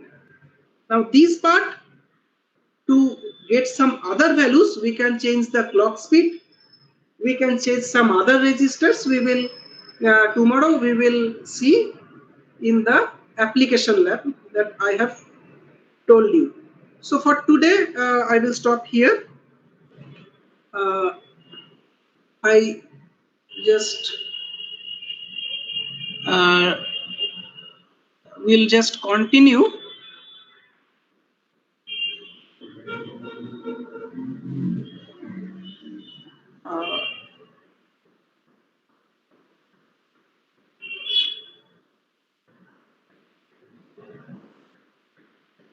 So I hope that I could explain you the basic parts. We will continue tomorrow for the next part, that is the application part. We will require this information. I would ask Navamita to take over from this lab session. Oh, Vishenduda, you have completed. Actually, I was disconnected a bit. So have you completed? Yes, for today I have completed the preliminary section. I have told the audience that tomorrow we will continue the application part.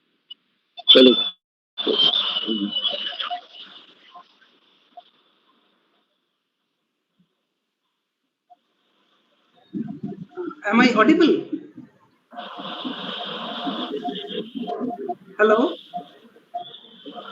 Yes, sir, you are audible. But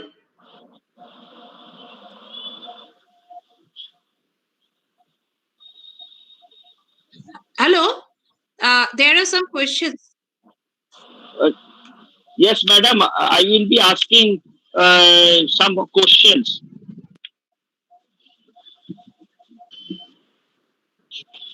Yes.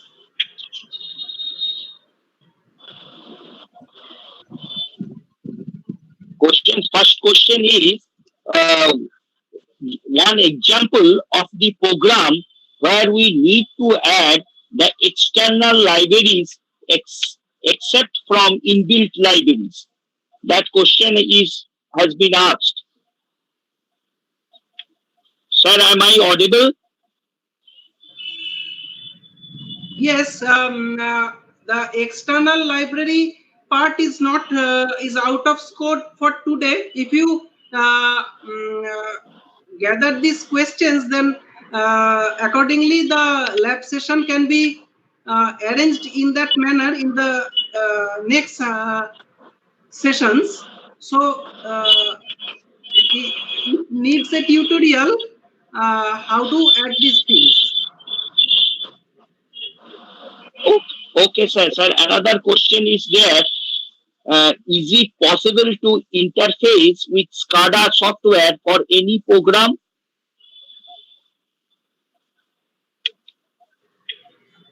Yes, it is very much possible, but according to your program, this is what we have learned in today's lab is a very preliminary and the basic thing you want to start for Arduino. If uh, you want to do some advanced thing, accordingly there are several varieties of Arduino that have 32-bit microcontrollers inside it. This is only a small 8-bit microcontroller, and if the program is simple, we can incorporate in this board also, but if it is some difficult things to do, we can buy some advanced board and incorporate these things. Okay, sir. Thank you. So another question is there. Is it possible to generate high frequency PWM, say around 10 kilohertz for power electronics converters through Arduino Uno? Sir, tomorrow we will be learning about PWM. So this part I am deliberately the answer is not given today because tomorrow the application part, not only we will learn PWM, we will also control with the help of this PWM. So everything will be done with on hands experience tomorrow in the lab session. Sir, another question is there. How the loop is developed that LED is on and off periodically using that void loop? On and off with the help of while loop. Void, VOID, void loop periodically. Or, No, I didn't get the question. Void loop.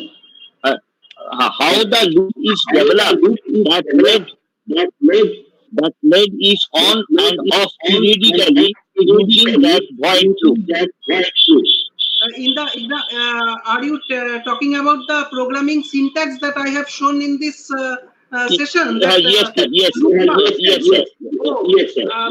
See, the loop part is the inbuilt function of the Arduino environment, the IDE. The loop, as soon as it has got its own braces, when the program reaches the last line of the brace, it jumps to the first part of this brace, and this way the loop runs. It is the internal program of the Arduino. So whatever you want to run continuously in a loop can be done with the help of this loop subsection. Okay, sir. These are the questions, sir. It was a very informative session. So over to our HOD madam, Dr. Navanita. Thank you very much. Vishwaduta, I will just show you a digital certificate of appreciation, which I'll send you in mail also, but I will just present it here for you. Is it visible? Yes. Thank you very much. Okay. So this is a token of appreciation from our end. And Yes. thank you very much. And we'll again meet you tomorrow in the same time. So it had been a very interesting session. Okay, we will again meet in the same time tomorrow, and Yes. we will continue from where I have left. Thank you. Goodbye. Goodbye. Thank you. Goodbye to all the participants. Tomorrow we'll meet again at 9:50 a.m. So goodbye to all of you. Thank you all. And thank you to all the faculty and staff of my department. Thank you, madam. Thank you, sir. So we are closing the session for today. We'll meet again tomorrow.